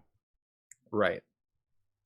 And then you get conduit spells, which are the focus spells for the summoner. Boost Eidolon being the initial one that you start with, giving you bonuses to damage and unarmed strikes, increased weapon dice, letting you buff your Eidolon in the middle of combat for a round by spending an action. What was Perram? You said you liked this. Do you have another one that you're really excited about? I like the evolution surge, so that like in the middle of combat you can change what your Eidolons do. Like just now it has gills and it can swim because I need to fight this water monster, and like it makes the fact that the Eidolons are customizable is something that happens at character creation and leveling up, and I like that this makes it happen in the middle of the action, and the fact that it's customizable and shifts its form to suit you becomes relevant to play. It's really cool. It's also why I like the way the familiars work, where you're changing them each day. What your familiar actually just morphs and changes every single day as you want it to. I think this is good design to go down. Well, I mean, you can't just start out showing your Eidolon's final form. That wouldn't be very dramatic, would it? Yeah, which is why I wish and I hope there will be like even more better versions of these, and there are, because there's only like a few of them in the playtest, but there's going to be bigger ones. I want high level versions of these conduit spells, like the super boost Eidolon, or or I drew the final Exodia card, and now he's right. It's time to make the Eidolon in the middle of the climactic boss fight to do its final transformation, and just boom, the opening credits music starts playing, and it's time. Exactly. Yeah, when you start playing the boss music on your phone and the GM doesn't say turn that off. Yeah. Yeah. So either Ryan, do you have a favorite among the 4 different Eidolons they presented in this book? Did you have a chance to look them over? Or Perram? Any differences between them that you really enjoyed? Anyone that you're looking at if I told you got to build a summoner? I'm going to build the dragon summoner, honestly. That's what I'm always going to do. Because for me, the theme is so much more important than the rules here, especially since the rules are pretty close together on all of them. That's true.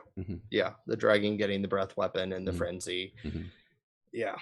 So, it was nice to see in the Phantom that it doesn't have to necessarily be even a humanoid. It does still have to be dead, but it doesn't necessarily just have to be like your race but dead, your ancestor or whatever. They did give you a lot of freedom on that, and it gets a reaction, which is really big for a minion. Was there or a pseudo minion. Did I miss any references to bandits or bicycles? What? Oh, Angel Summoner is a DMX God. Bandit. So yeah, that is what I was expecting it the whole time. 100. Wow, how did I not catch that sooner? Yeah. Well, it even flat out says in a sidebar, Angel Summoners. Yeah. Angel Summoners. Honestly, the idea that's fantastic. another awesome archetype that I'm glad is going to be better in PF2 than it was in PF1 is literally angelic, divine stuff. You like that. It's such a cool concept, especially if we start to get to the summoners where you actually the ones that become the Eidolon instead of just pulling the Eidolon out. I'm almost more excited about that one, and an angel summoning one that opens up a whole bunch of character classic tropes that have never been possible in the game, and it's great. That's a fantastic play space that I want to see them develop. I just want most definitely. You've just you've got your protagonist, a merchant girl, and it turns into the Fae Queen when it's time for the Wild Hunt, and then move on, and it's so cool. It's such a cool concept. That's really something is that I am going to touch on in tonight's Patron's Private Sanctum. And there has been some discernation about how similar they all are, especially why do they have ability scores when they're all the same? Why don't they just have them up there? But this is a playtest, so I imagine a lot of that might change. Also, I realized in designing monsters that Pathfinder 2nd Edition monsters don't even need the ability scores. Right. They don't do anything. No. You only need them when it's time to test the raw ability score. Some player will try something and you'll be like, I need an opposed check, and there's no okay, let me look at this. Yeah. I think it's useful that they're there. There's reasons you would need them. It's just it's not built into the stat math. Okay, so it was such a surprise. You're right. It's not that they're useless. It's that I made a monster, I accidentally put the wrong stats in there, and it didn't affect anything. Yeah. Right. And I was like, how is that possible?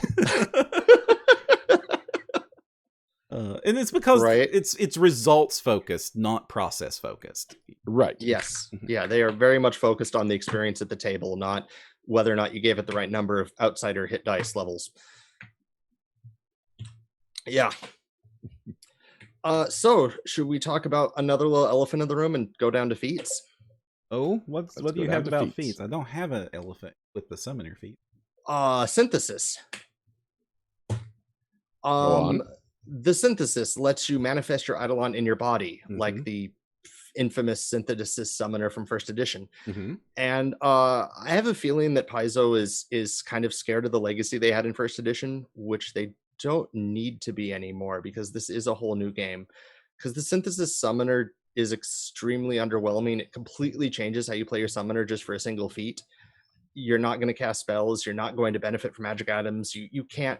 You become an Eidolon without a summoner when you use the synthesis summoner feat. And I know a lot of players who played synthesis summoner. I know 2 players who played synthesis summoners back in first edition who just stayed in their synthesis all the time, not just statistically, but for flavor wise. It's something a lot of people want to do when they see a shape change option without a daily limit as, I'm just going to stay like this all the time. But it's so painful. You lose access to practically every class feature and your spell list. You just lose access to pretty much everything when you take this feat. So it feels like it almost wants to be a class specific archetype or something and not a feat, or it just feels way too nerfed for me. There's so little you could do with it once you take it, aside from, take a bunch of archetype feats and multi-class into fighter or monk. Also, the fact that you're sharing hit points means it's not like it's soaking up the damage while you're safely inside of it. Right. It's this is the same thing I was ranting about. I missed that here. And this is the worst example in this whole document. I know. The class has already already paid the prices of Summoner 1's sins with linked hit points and limited actions and all that jazz. That stuff's already been addressed.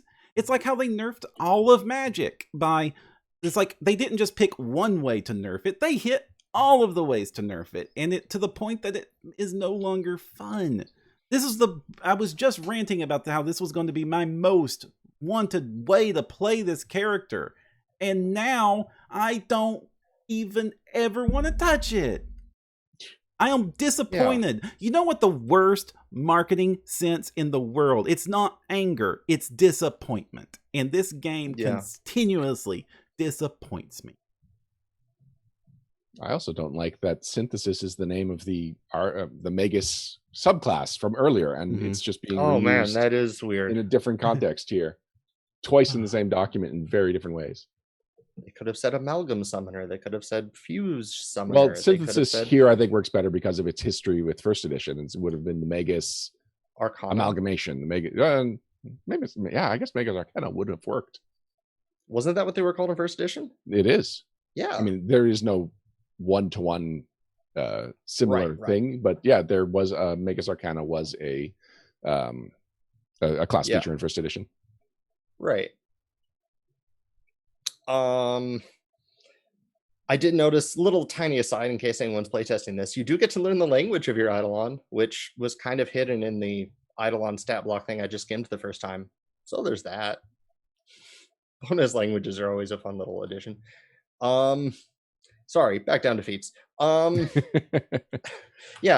think we might be ready to wrap up. If there's any specific feats you want to call out, but we have this episode, or at least this review, has run its course. Yeah. Oh, understood. The only other feat I'd like to point out is this does become the best summoner in the game, as it should be. You could argue otherwise because of the spell selection, but effortless concentration, even though it's at 16th level, letting you sustain a spell for a free action. Summoner's Call, a bunch of other feats that help you summon, which I like summoning from the bestiaries. I know, so but don't you hate that the most exciting feats in all these classes, these top end class feats, are the ones that remove the restrictions we hate?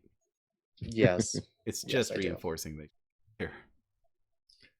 Dom Hero asks, what is our favorite thing from each class? Ooh. Slide casting. So I think, I was going to say the same thing. I think for the Mega, slide casting is an interesting way of fitting in, of fixing some of the action economy problems that the Magus was having. And the fact that that's right off the bat, that's something that everyone gets, or everyone of that synthesis. It is so much better than both of the other syntheses that I don't see anyone taking them except to specifically. Actually, no. Sustaining Steel has some potential. Yeah, I like. Go for it. Oh, I was gonna say, I think capture spells are really cool. Just being able to you hit me with your big boss CR20 Lich spell. Well, I'm gonna absorb it and throw it back at you, or one of your minions, because you're probably immune to it. And I'll be using your stats for that. So I really like the idea of absorbing and negating magic. That will always win whenever I see that as an option. I also really like the way that the Magus plays with the different meta magic feats it is able to learn that mix in with the various ways that you are expected to use those combat options in ways that make sense and make it cool and make it something only the Magus can do, like sweeping spells to be able to cast multiple spells because you hit a whole bunch of people at the same time. Oh no. So Spell Swipe, which is the 8th level feat you're talking about, is another one of those examples of I love it, except where it's like you can do multiple attacks. Okay, great. Oh, but it's only against 2 people. I could live with that, who have to be adjacent to each other, which I have no control over as the player, and is extremely limited and therefore not likely to come up or be worth an 8th level class. And I'm very rarely as a GM going to have monsters adjacent to you unless I'm flooding the room with mooks that don't matter, because I'm going to try to flank. I'm going to have a ranged character and a melee character. I'm trying to make the fight exciting. It's going to happen so rarely. It's the reason that the cleave feat sounds great on paper, but every cleave character I made in first edition very rarely got to use it. Yeah. And of course, I do love Spell Strike being able to be used with anything, not just magus spells. For multi-classing and focus spells. Oh man, I really like the summoner, the way that it handles creating the summon and modifying the summon, and the fact that it really lends itself to PF2's unique strengths and the action economy and stuff. It's like, this is a great example as far as the summoning the monster part goes of that in class, this is a great example to present a unique concept in a way that uniquely uses the rules and does so in a way that no other class could.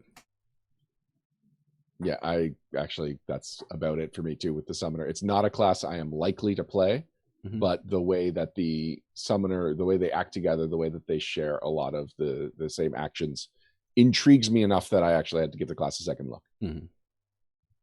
I'm glad they gave the summoner rules for writing on your Eidolon, because I was afraid they weren't going to give it rules and everyone would do it anyway. And then GMs would just have to abdicate and it would be a big table variation issue. Oh, yeah. It's one of those rules that I'm surprised when I hear there's table variation for. It's like, if it's big enough, why can't you ride it? Why are there restrictions on things you can ride? Action, economy, and movement. It's like, I understand why Ryan was excited that it called out what was it called out earlier? The rule that I'm like, well, yeah, the focus spells, that it works with focus spells. And I'm like, yeah, but that's supposed to work with focus spells. I'm glad they called it out, because making the call and arguing about it on the internet that it wouldn't is the wrong call. So now that we've wrapped this up, I guess we can mention how you can participate in the playtest. It is going until October 16th. There is no mention of whether we're to expect upgrades or updates to this, but it's not just that we have strong feelings about this. There are several of these things that just flat out don't work the way they are presented here. And I think that needs to be addressed pretty quickly. Otherwise, the data is not going to be particularly useful, because you can't play some of those syntheses. You cannot use some of those feats. And also, if they're doing the thing where they're playtesting wrong options again, then, and like if this was intentionally meant to see, well, let's see if this upsets them, they really need to come back and say and show that they're listening to the feedback, because that was one of the things that I wish they did quicker with the playtest with second edition. Because if they just be quiet about this and don't tell us what they're going to change and then make the class awesome, then the word about these classes is going to be, oh, that's the class that so many people like. I don't know if I'm in the majority or whatever, but it means that expectation is the reputation this class has and has to fight against. Whereas if they show that they're making changes and listening to feedback immediately, then at least we know that they're going to improve it. Do you think they already said there will be no play changes mid-play test? Dom Hero Alice. Ouch. Ooh, thank you. Oof. Well, they've got a month and a half or a month and a week to see if they want to stick to that. Perram, did you participate in the recent Starfinder, the technology manual playtest? No. I hate that. One of the reasons I had to step away and take a break from No Direction Beyond is because, especially with PF2, I had to pick where I'm spending my time. And as much as I really, really love Starfinder, I unfortunately can't prioritize that to the extent that it would take to do things like a playtest and host a show about it. Did you read through it at least? Yeah, I did. I liked a lot of it.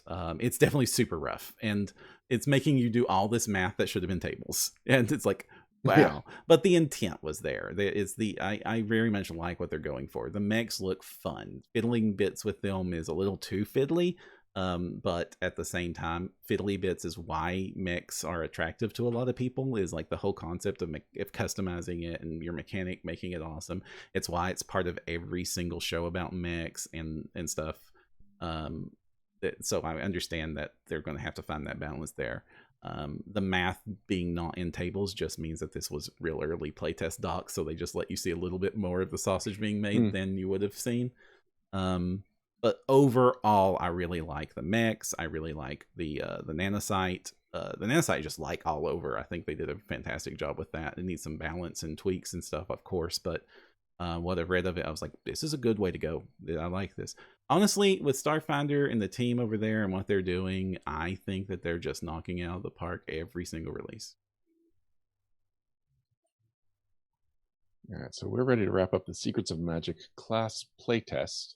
And going back to my outline, we've got about 20 minutes left in this episode. We've got a little bit of news. We're definitely not going to be able to get to any of our banter segments, although we've got the Patrons Private Sanctum coming up afterwards.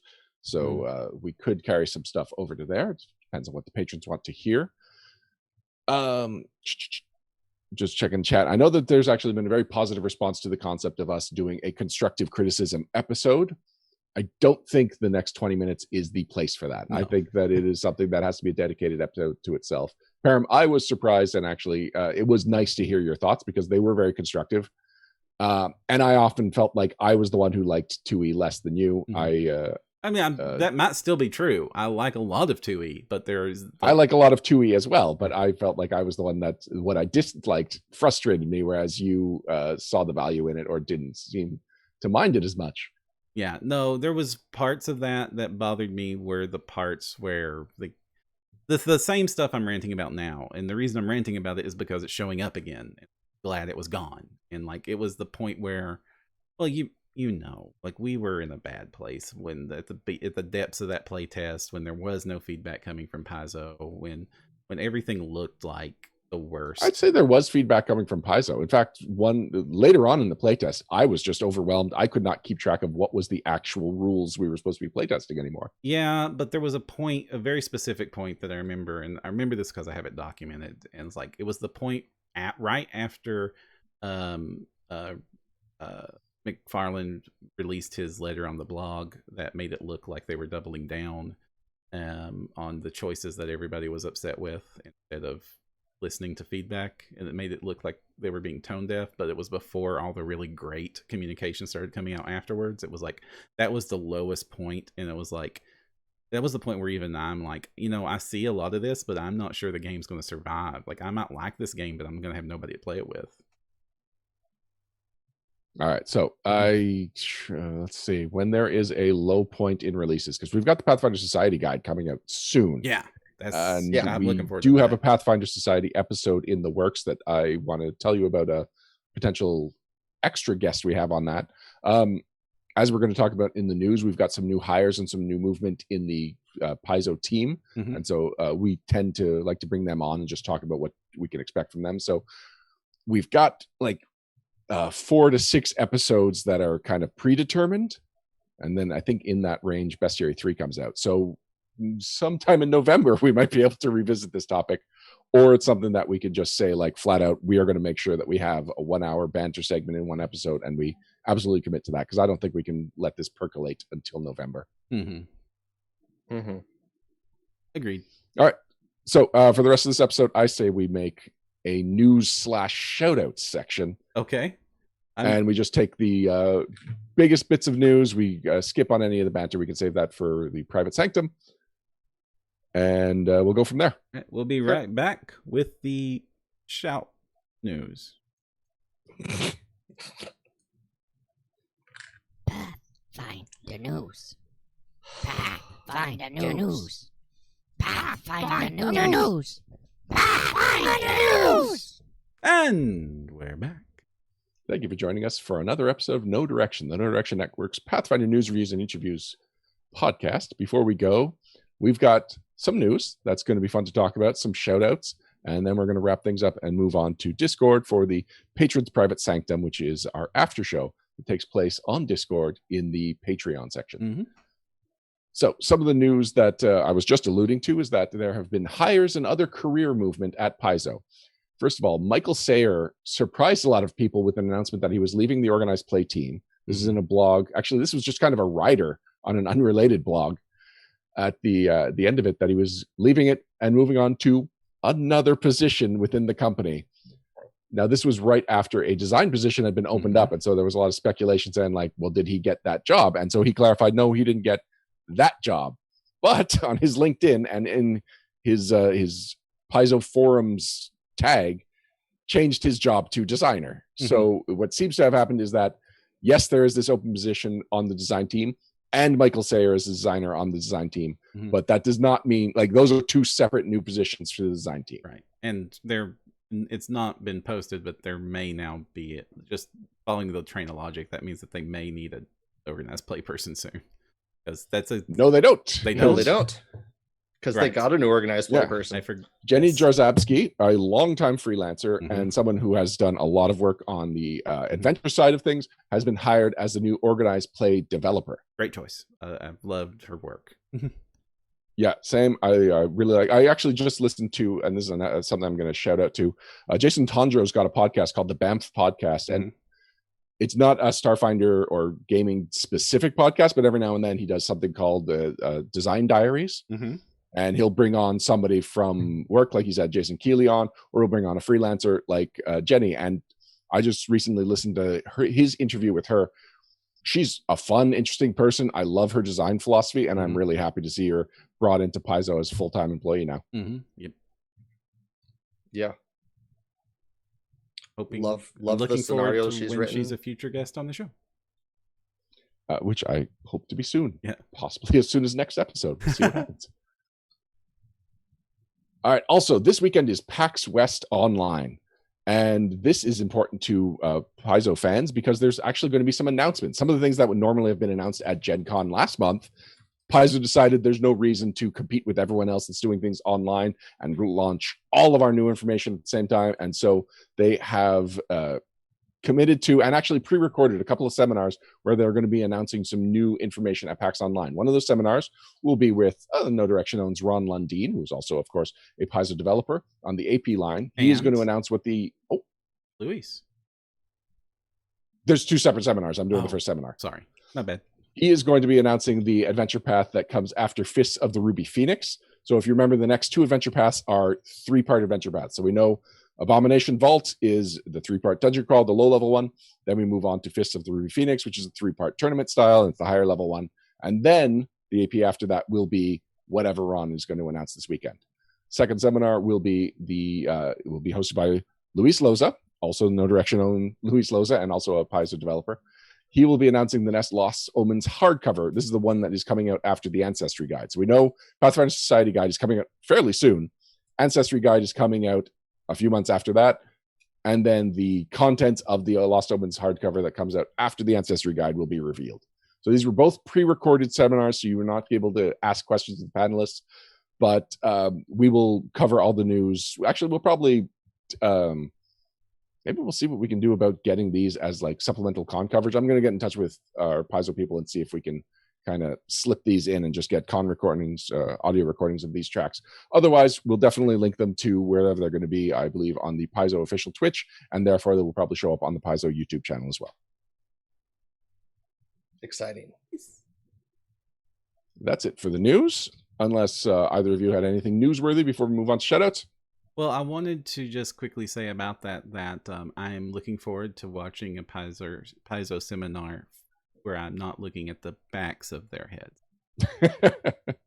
It's true. This is a online Paizo seminar that we have nothing to do with other than the fact that both the developers on there happen to be No Direction Network members. But that's a coincidence.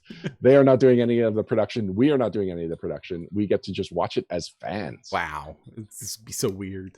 I like it. All right. So moving on to shoutouts, as I mentioned, there is the Banff Podcast. It is hosted by Jason Tondro, who is a developer on the Starfinder line at Paizo.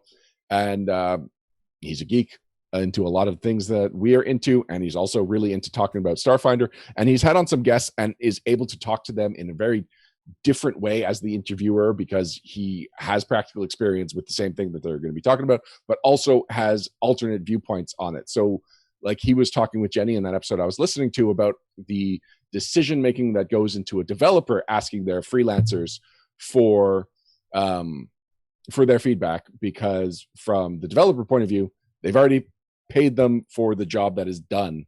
And so is it imposing on the freelancer? Whereas the freelancers are like, I really wish they'd consulted me a lot of the time, because then they could have clarified some of the things that were in the document that may have been changed for a reason that was not clear in the document. Anyway, it's a really interesting conversation. It is a podcast that I am going to start paying attention to, especially for the Paizo specific content in there. Links in the chat. Perram, did you have a shout out? I have two shout outs. I'll do my first one and then I'll do my next one after your next.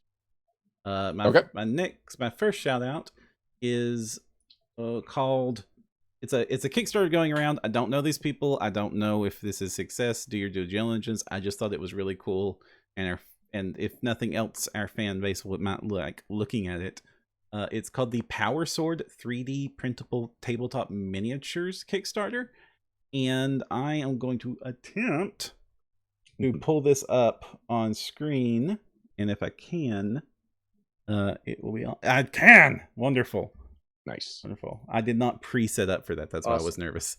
And tested it over there. Ooh. But it's basically like the 80s toy lines, but reimagined and remixed, sometimes combined together into 3D printable tabletop miniature scale. But because they're because they are 3D printable, they're actually any scale you want. And it's the characters you weren't recognizing were from Silverhawks, Ryan. Oh, okay. Thank you. Yeah. So there is a lot of characters that I do recognize here because a lot of them are pulled from character models. Some of them are stylized. Some of them are just flat out. That is exactly what they looked like. Yeah, like Sliver here. I don't know what the customization is or raw there. Or Beepo. I mean Bearmac. The Snake Society was the one I kind of liked too. But it's just neat. Snake Society. So Snake Society is where it's getting stylized, and that's where I get more okay with it because this guy Arms Dealer is clearly Destro, but he is not 100% adaptation of a Hasbro Destro. This is its own version of Destro. It's got its own personality, and so I don't feel like I am taking from a Hasbro licensee if I were to back this and get that Arms Dealer. But anyway, I thought it was a cool one. I really like that rain jars here. That was one of my favorite cartoons when I was little. And this is definitely just trading on nostalgia and stuff. But I just thought it was neat and wanted to draw some attention to it. And I hoped y'all might like knowing it existed as well.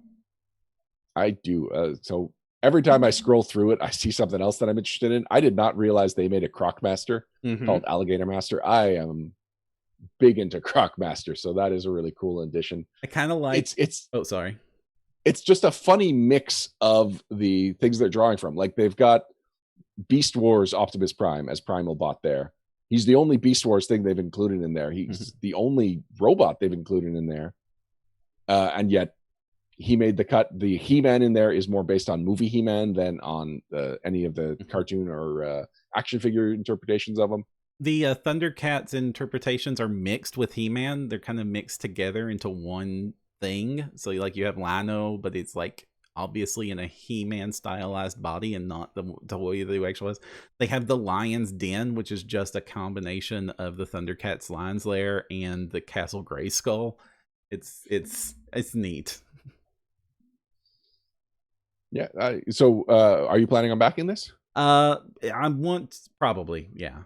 Almost definitely, yeah. Because I not only am I looking at it because of what I do with my 3D files, I'm not just looking at this as cool things to print and make. It's also awesome bits of nostalgia props that I can use to customize and make my own personal minis. Like there's so much I could do with these if not just using them, but slicing them up and combining them with other parts to make so many things. Oh, I had not considered that. Kit bashing. Yeah, you need to.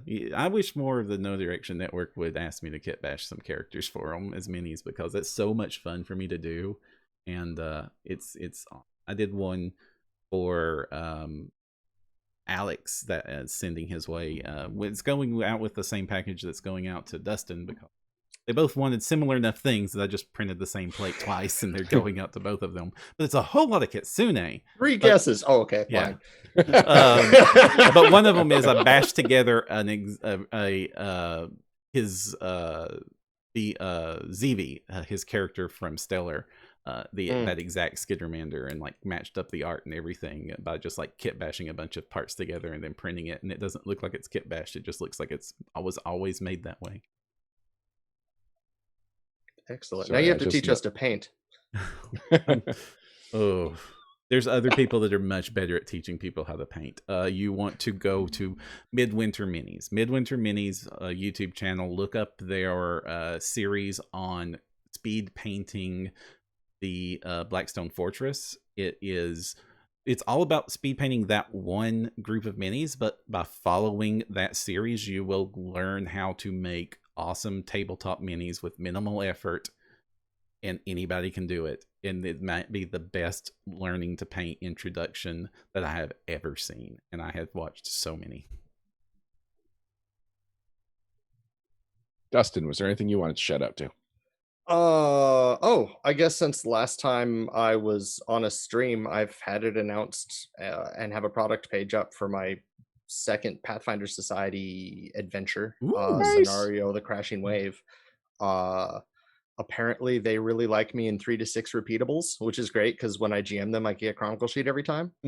I can't talk much about it until the 28th because it's not out yet, but it's going to be great. And I love to run it for anybody who bugs me to run it for them because I'm that kind of a masochistic GM.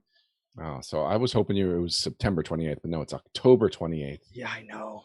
So that means you couldn't run this as a playtest scenario. I know. That thought's already occurred.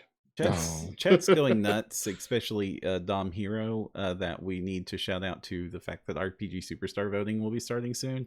It was already supposed to have started, but there was a pushback to next week. So soon is when I'll say that.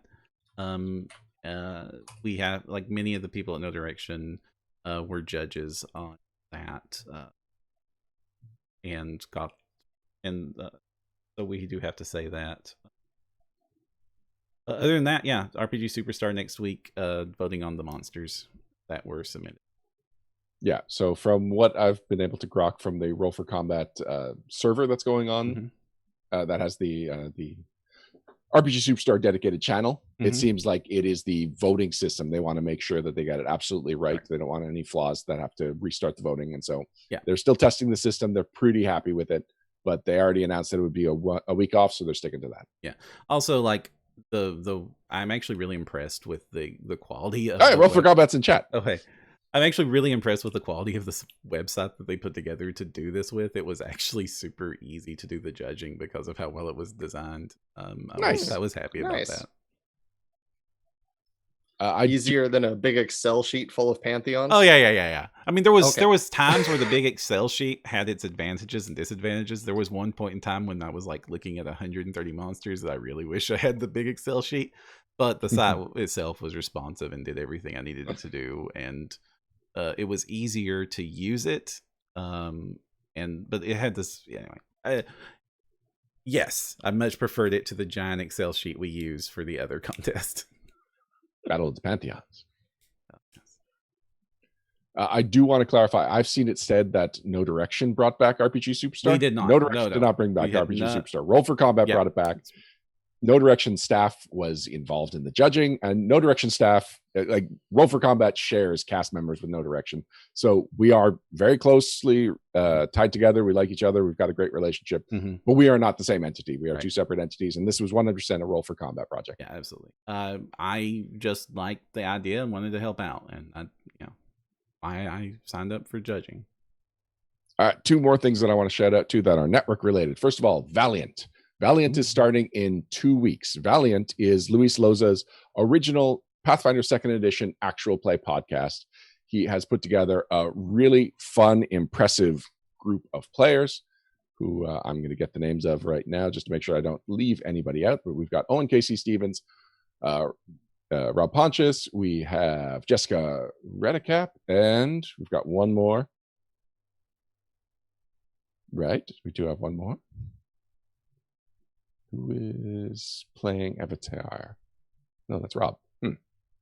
I'm sorry about this. I know there's definitely one more player. Who's playing Sarna? Oh, that's right. Avi, who is also a staff member and editor at Paizo.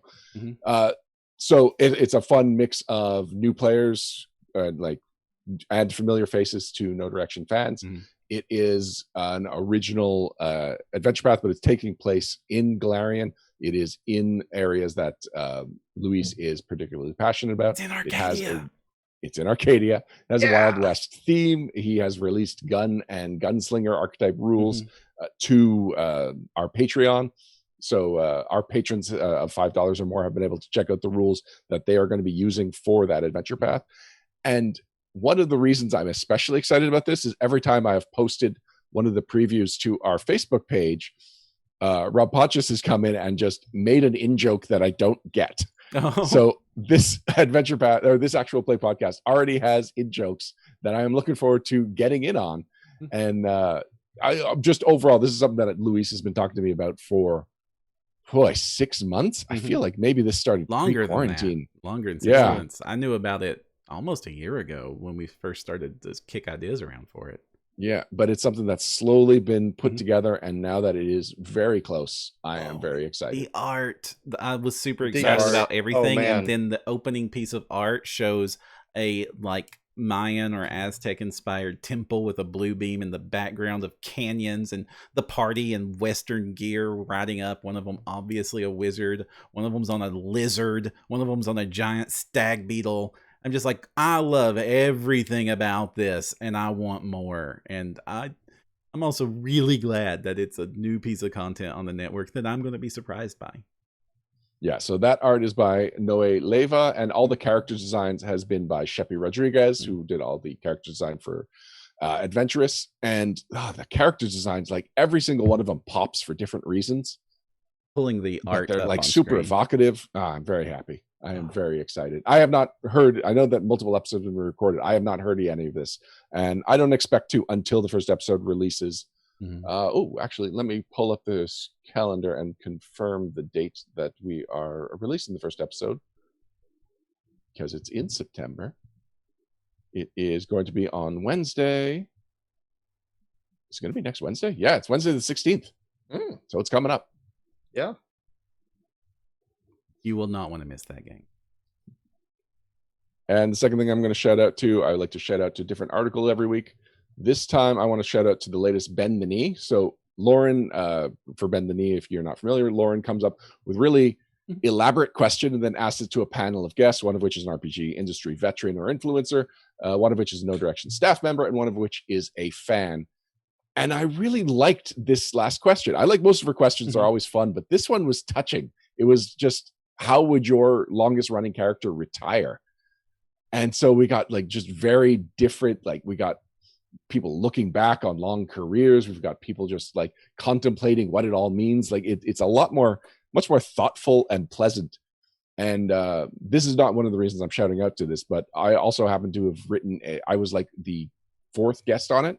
The guests otherwise were Grant Berger from the Glass Cannon Network, Amanda Hammond, which it always amuses me that she counts as one of the staff members, but Amanda Hammond, who was at Paizo for the longest time and just recently moved over to Cobalt Press. And then Lucas Servideo was our fan. And for logistic reasons, we weren't sure if we would get all three people's answers in time. So I also wrote one. I wrote how Karkarcast would retire, and I had a lot of fun with it. It kind of made me want to bring Kark over to second edition in some way, which I know I've theoretically got the build made, but I haven't played him. So yeah, always a big fan of Lauren's work. Lauren is a very clever writer and just sees the world differently from the rest of us. And this one in particular stood out as something that was worthy of a shout out. Perram, my character, actually, that's one I know, because one of the aspects of that character is that they want things in life that aren't adventuring. And he wants to open up a school in Andoran for underprivileged immigrants and former slaves. Oh, wow. No, Kark just wanted to be left alone. They killed a monster that had his own demiplane, and Kark just moved into there by himself with the severed head of the monster. Great.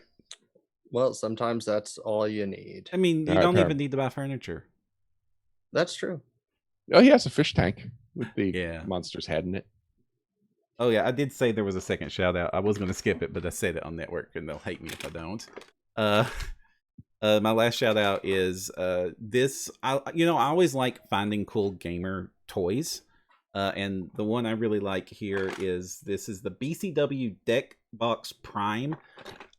I have recently been in search of cool cases for storing game related things, especially with exploring the miniature storage over there and how to organize my minis, and was being frustrated because there was a lack of affordable, easy to use storage that will happen to work with gaming material. And this is a very affordable. It's like $12 for the case, and it's a much more better quality case than $12 makes me think it is. That is designed for games immediately. They call it a deck box, but they also kind of pitch it towards role players because it's definitely designed to accommodate both of those. It has dividers that are the exact size of a deck of cards in sleeves. They are also designed to be removable so that you can use large-sized cards. They have a small-sized card divider. They have a whole section that comes out immediately that is for your dice, so you can get your dice out of the case easier because reaching in and getting dice out of small compartments is hard. And they have a dedicated area for pencils. You can put foam in this. They showed that, where in this becomes your miniature storage, not just your dice storage. They just thought about how this could be designed and customized for gamers. It's super solid. Even the hinges are super solid. It's thick, high-grade plastic. It latches securely. It feels like a substantial product, and it costs $12. And I've seen things that were worse quality than this going for like $30 when they market it towards gamers. And yeah, it's affordable and great, and I love it. And it's from BCW, and I trust them to keep my $100 comic safe. So I'm definitely going to trust them to keep my scribbled off characters notes. The only downside to this particular box is it won't fit a letter sheet. You can't put a character sheet in here unfolded. A folded character sheet fits fine, but an unfolded character sheet will not fit in here. Well, yeah, anything BCW, I've never had a problem with BCW's products. And if you need a way to get to that $100 shipping, like you said, comics, photos, vinyls, coins, cards, anything you collect, look through their site. You'll find stuff you'll want to use. Or even big, thick sleeves for your bestiary cards. Another thing BCW makes I just thought about this when you started mentioning there are stuff that every Pathfinder player needs to know, so much so that I will call this out in a future episode too, to show it to you in action. They make poster top loaders. They're meant to put like movie posters in to preserve them because movie posters are collectible. But what they are is a sheet of rigid, lightweight, affordable acrylic that you can slide a poster-sized object into, like a flip map or any sort of map, and use markers on. Or if you don't want to do that, you can have a paper map and just drop it on top of it. We used to use these things in the game store. We would just throw out those paper HeroClix maps and then just throw this on top of there. Wrinkles be gone. No curling, nothing. It was the ultimate solution from a $5 product that is just so wonderful. So that's another product that BCW makes that every Pathfinder player should know about. Can you hold up the carry case that you were just talking about? Oh, yeah. The X4 gaming box. This is the BCW Prime X4 deck box. Yeah. This is it must be relatively new because it just came into my FLGS and It's sold out. Everybody loves it. Cool. I put a link to that in chat for everyone. All right. Well, Perram, where can people find out more about us? If you want to follow our content, which includes other Pathfinder, Starfinder, and general geekery, you can do so at NoDirectionPodcast.com. We're also available at Facebook.com/NoDirection, YouTube.com/NoDirectionShow, Twitter.com/NoDirection. Also, while you're at NoDirectionPodcast.com, click on the little purple Discord link over on the right, and you'll be able to join the chillest community for Pathfinder and Starfinder and general nerdity, where you'll hang out with the other fans any time of day, every day of the week of the network. And also many of the actual network members hang out there and chat with the crew. In fact, almost all of us do. And as Brian just mentioned, me and Dustin are up pretty late. I mean, like, we have 3 a.m. conversations on there. But so any time of day, you'll usually find someone to chat about there. Also, right near the Discord link, you're going to see our Patreon link. You can find us at patreon.com/NoDirection or use the Patreon link on the website. It's only through the support of our patrons that we are able to continue this network and keep growing it and offering such great new content. We appreciate everything that you all have been able to do for us, every single person that supports us in any way, and especially our patrons that allow us to continue to do this and bring this content to you. If you want to become a patron, please consider doing so over at patreon.com/nodirection or using the Patreon link on nodirectionpodcast.com. Patrons will also get access to our private sanctum, which is a hangout after every No Direction, including this one, where we'll be going over to that Discord server I just mentioned and hanging out and chatting and just talking about whatever they want us to talk about. It's completely directed by the patrons and whatever is sparking our time at the moment. It's an informal place and a great place to get to know us and get to know each other. And we hope to see all of you over there after this episode ends. Which is right about now. Thank you for joining us, Dustin. I was about to call you Thank you. Kitsune. I can never get your name right. Thank you very much for having me. You were super insightful, and I really appreciated you taking the reins for the summoner, which you did because of the series of summoning articles that you did. It was like, this guy knows his summoning. Thank you very much. Thanks for summoning me. I'll be here anytime you need me. Until next time, I'm Ryan Costello. I'm Jefferson J. Thacker, also known as Perram. And if you want to find the path, you need no direction.